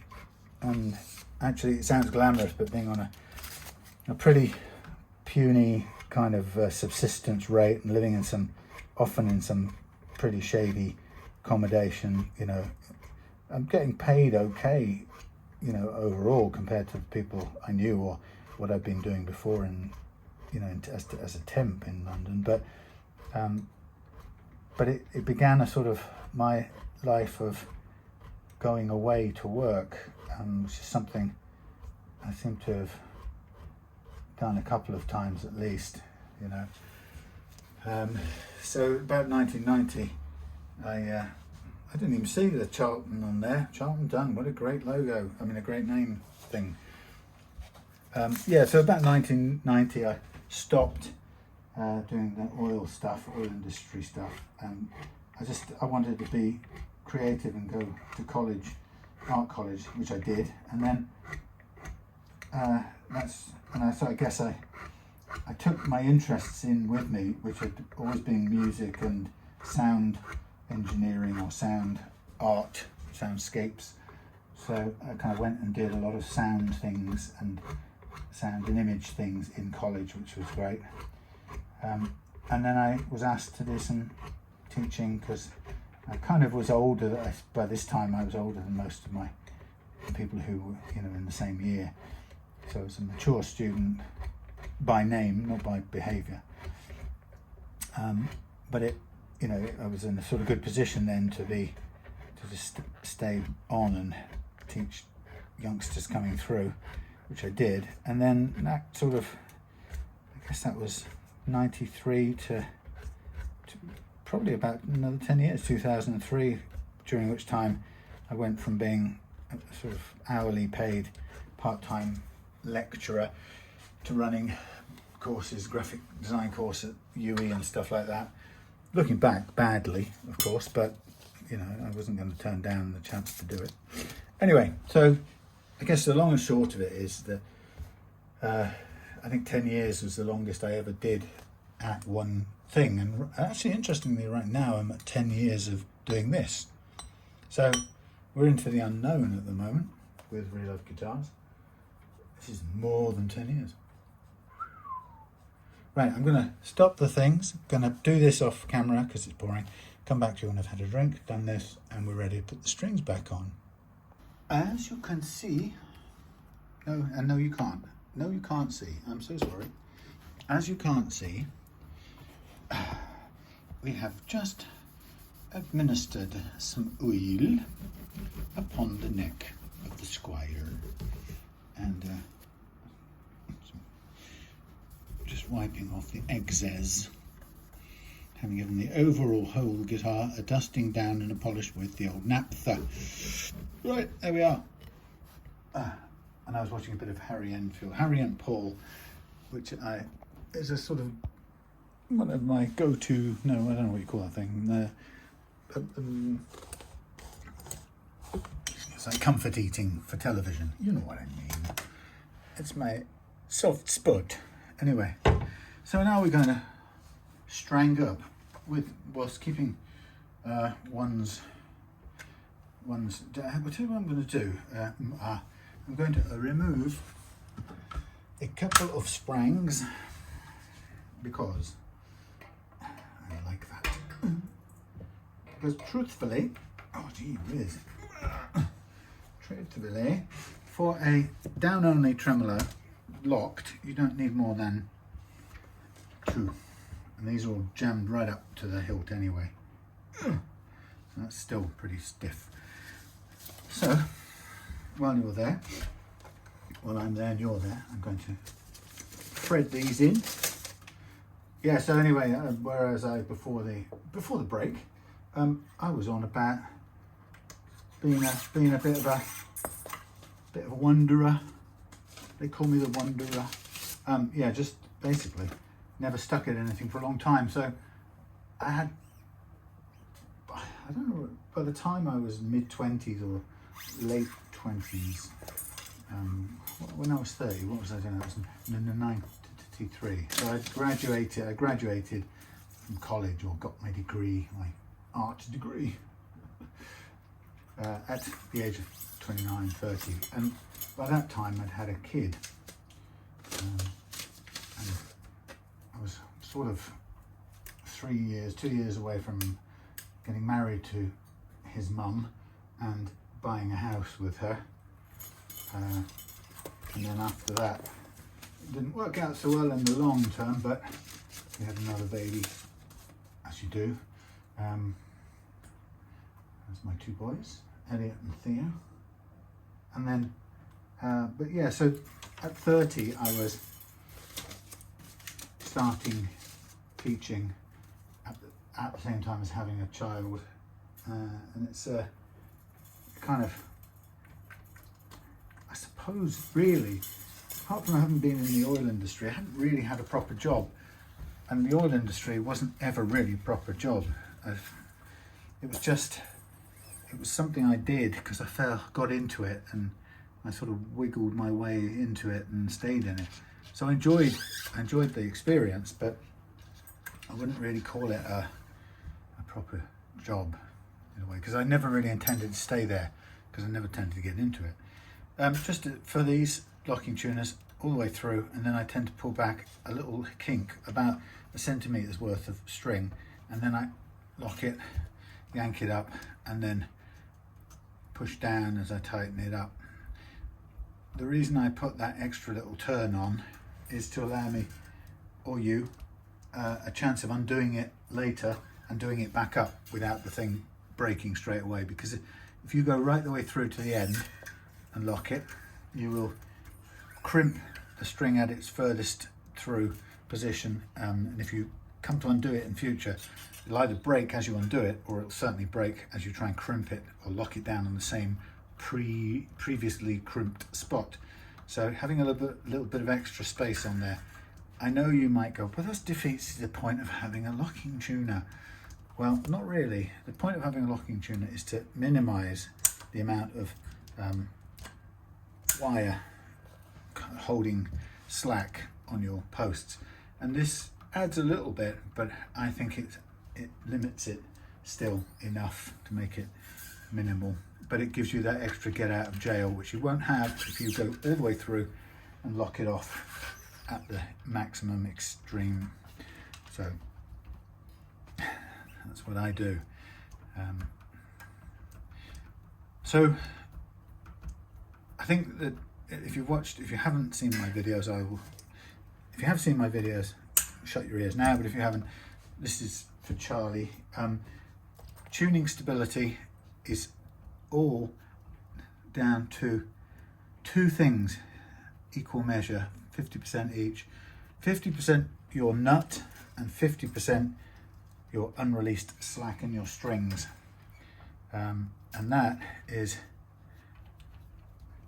quite an amazing thing. It doesn't really have anything to do with your tuners, which is quite surprising for a lot of people. The tuners are great. You know, the more you spend on them, the better quality they are, the smoother the experience of tuning you'll have. But even the very cheapest of tuners will hold tune. When your guitar doesn't stay in tune, it has nothing to do with your tuners, I'm afraid. It has everything to do with your nut and the unreleased slack in your strings. And like I said, worthwhile, I recommend you think of it as 50% each. So to get the nut part of it right, you need to, I recommend, it doesn't have to be Tusq, but I think Tusq is a great material, particularly this black XL stuff. It's impregnated with Teflon or something, PTFE or whatever. It's got a kind of self-lubricating thing. So it's a naturally well lubricated material. It's also very consistent and behaves the same all the time. Makes a very good nut. So you get the right material. You want to get the nut to the right first fret action. So that's all that stuff we did at the beginning, getting it carefully set so the first fret action is 0.3, low enough. But if you get it right, what happens is you'll stop notes playing sharp at the nut. If you are over 0.5 millimeter gap at the first fret, your notes will by default tend to play sharp when you press them. So cowboy chords, inverted commas, will sound terrible because you may tune the guitar perfectly, but you might three strings that you fret, for example with an open D chord, those will be in tune with each other, but because they're the first fret action's too high, you'll find them playing sharp. So the D shape there, those fingered notes will be sharp, but they'll all be the same amount sharp, so they'll be in tune with each other, but they'll be out of tune with the unfretted strings, making a horrible, messy sounding pile of horror. So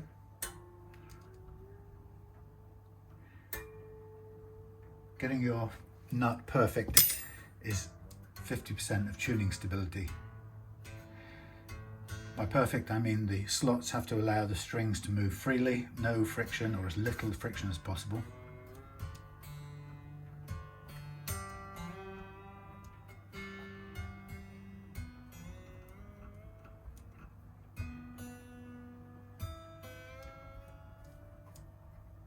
Now just looking at this, and we're still on the deck, so we didn't need 5 springs.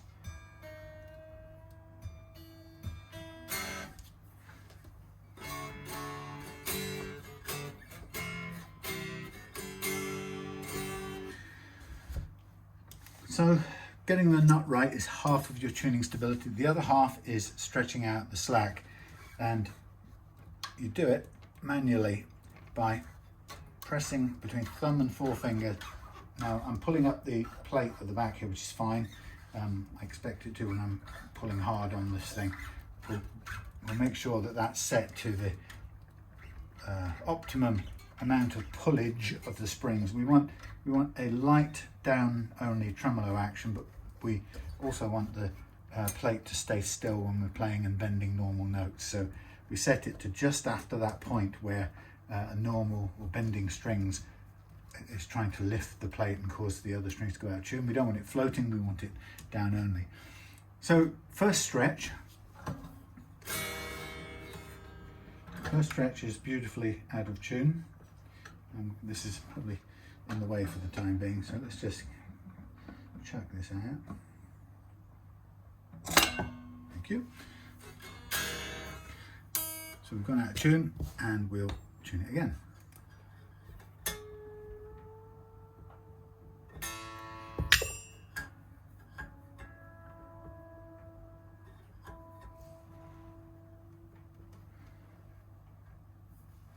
Let's just check something. So the point about the tuning business is if you, sorry, the stretching business, if you take the time to stretch out all the slack in your strings before you start playing the guitar, and certainly before you start using the tremolo, they will stay in tune in combination with getting the nut right. So you notice that the strings went out of tune when we pulled them. The idea is we have to keep stretching them until they don't go out of tune.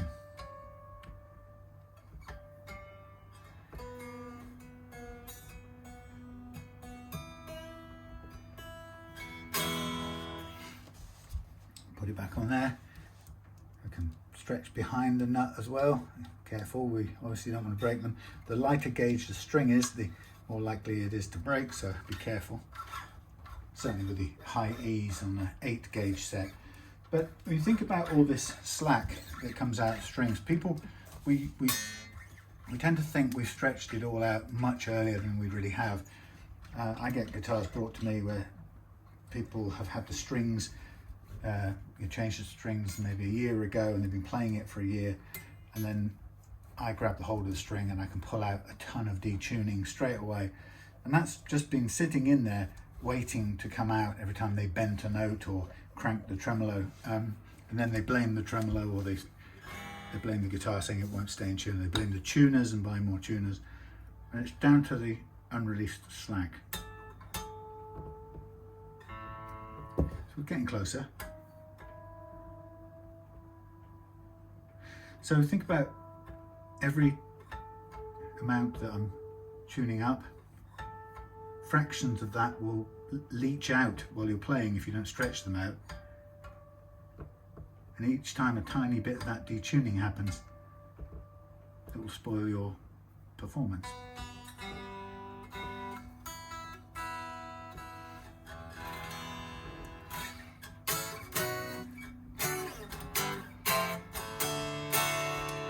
Light as a feather to play now.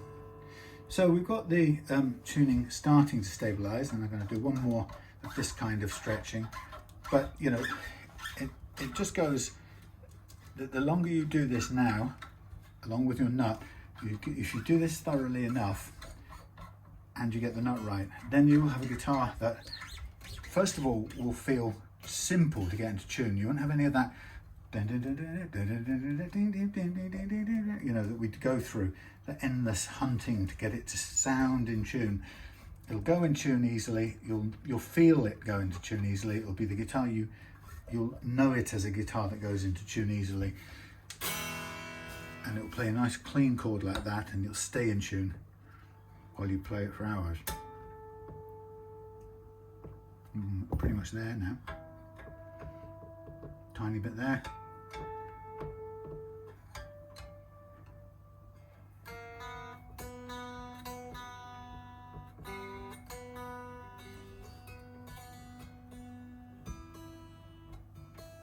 There you go. So I'll come back to that. So now that's pretty much stretched out, and in combination with the nut, it just feels great. The thing we'll check now is the intonation, and the intonation is a distance or a length thing. It's quite hard to describe very simply, but the neck of a guitar is made to a nominal or a notional scale length, and the reason they do that is so that manufacturers can all make necks where the frets get close together at a predictable rate, and in order to have manufacturers from around the world make necks that you could lie next to each other and they all line up, they have to work to a standard, to a formula, and one of the variables in that formula is the scale length. And when they put in a fixed scale length, in the case of a Strat, 25.5 inches, it comes out with calculating the positions of the frets exactly like this. And if any factory in the world putting in the 25.5 inch scale length, which is a nominal distance from the front of the nut to the saddle on the E string, they put in that figure, and you'll have a consistent set of frets, and you could interchange any of those necks on any guitar that's built to that scale length. It's just standardization, and over the years a few conventions have been arrived at, and the ones we know are typically 25.5 inch scale for Strats and Telecasters, 24 3/4 for Gibson style Les Pauls and SGs, and shorter guitars like Mustangs at 24, or is it 24.5, 24 inches as a kind of shorter scale.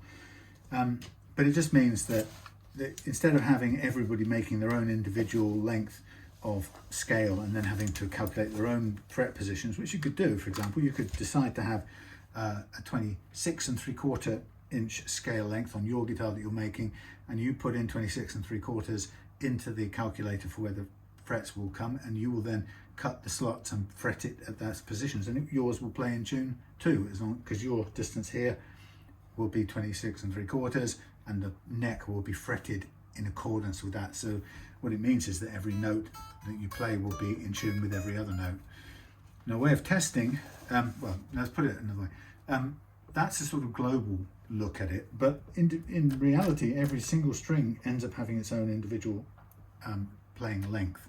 So built around a 25.5 inch scale, which says nominally 25.5 inches from the front of the nut to the apex or the saddle, peak of the saddle on the E, high E, but reality is that's pretty much where the high E sits. Everything else kind of staggers back a little bit and then comes forward and staggers back again. So there is a particular pattern, and the fact that each string has a different length is due to the different composition and make up of the string and thickness as well. For a typical 3 wound and 3 plain like this guitar, you will always get, for quality strings, right, you'll always get 3 and 3, a staggered position of 3 and 3, and it just means that the high E will always be the shortest scale length at dead on the 25.5 inches, and then about a millimeter back will be the B, another millimeter back will be the G, then the D, because it's the first wound one and slightly thicker, will stand forward by about 0.5 millimeter of the G, but the A will now be standing back 1 millimeter from the D, and finally the E, and this one it's further back than that, but the E will typically be 1 millimeter back from the A. So 2 groups of 3, 1, 2, 3, forward 1, 1, 2, 3. And if you get anything outside of that sequence, then suspect your string first, because it's usually a dud string, believe it or not. So here we are checking it, and it's checked by using notes. You could try and measure it, but we're talking fractions of a millimeter. So what we do is we tune the pinged harmonic of the high E, or any string, but start with high E. We tune the pinged harmonic to exactly E on the tuner, and then we fret it at the 12th fret. So that's dead on, that's dead on. So that's good, and we check the next one, B, tune it to the pinged harmonic is in tune.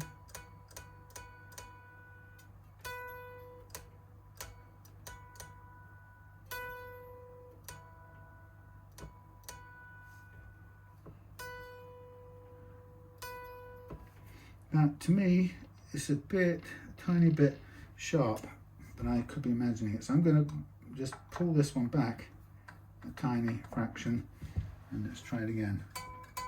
Now that will make it go sharp in the tuning, so we'll detune and get it back to the B on the 12th harmonic.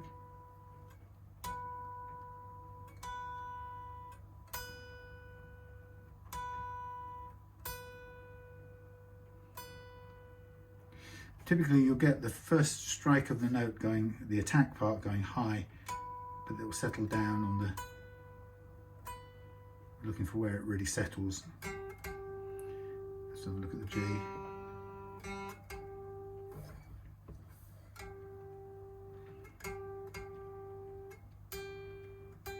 So the G is looking sharp.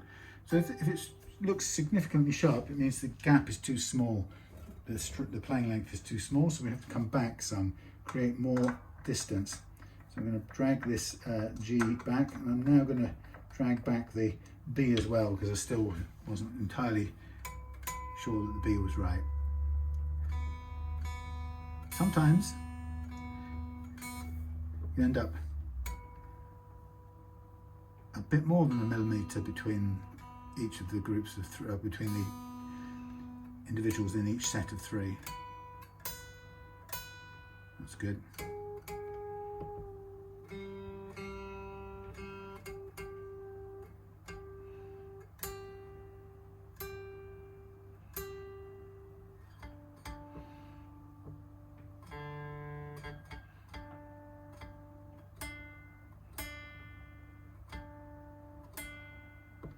Slightly sharp, so again we'll pull this one back a little bit. So that's the D, and then this time now I'm going to pull back the A on the basis of that, and I'm going to just push forward the E just on the basis of visual alignment.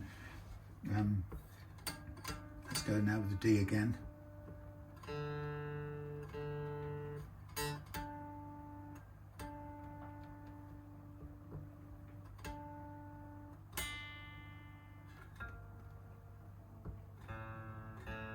A.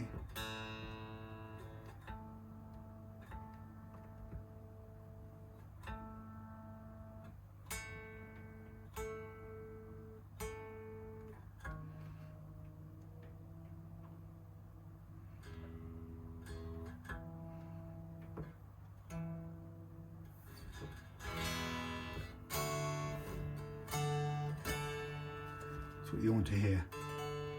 12th fret, open chord, playing beautifully in tune with everything else.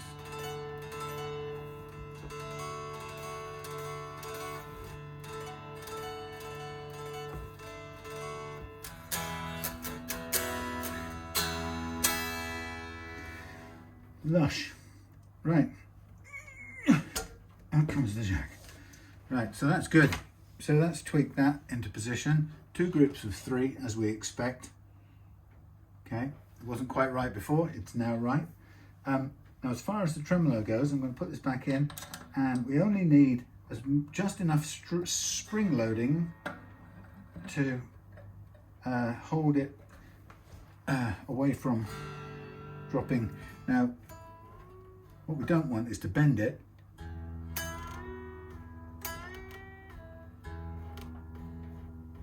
So that is slightly going.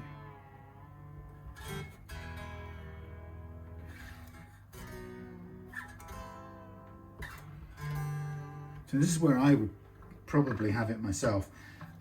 We're on 3 springs for the sake of it. I mean, I can put this in a tiny bit more, probably perfect with just a little tiny bit more of a grab. So when you're screwing in the claw, you are putting more loading on the springs.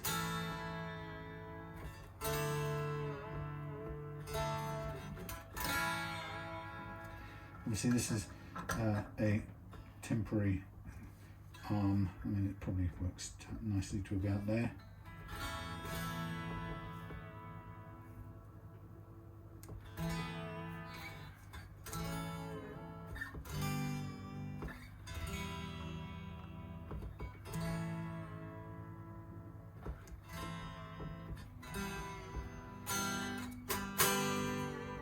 So you hear that's playing. The tremolo is working just fine with no detuning, no failure to return to pitch or anything. So it's nicely set with the minimum amount of minimum amount of pressure needed with only three springs running. So that's a nicely balanced thing. So I'm going to leave it at that, but obviously I include the original springs, extra springs back in. So now we can put this back on, and we're ready to head home in the pouring rain. Sure, it is pouring rain too. It's hibjouse out there, but you know, that's how it goes. We've had the summer. using a screwdriver, power screwdriver, place your screw in the hole and support while it gets started, always. These feel a bit worn out anyway, these screw threads. They've been opened and closed many times.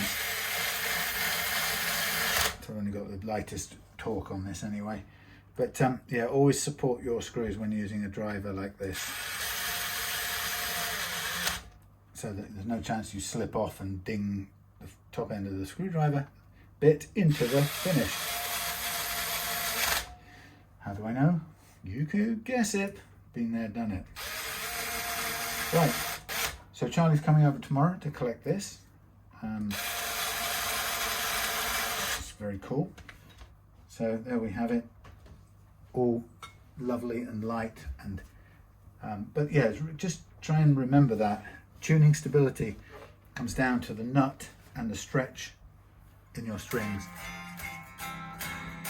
Both of those things, if you get both of them right,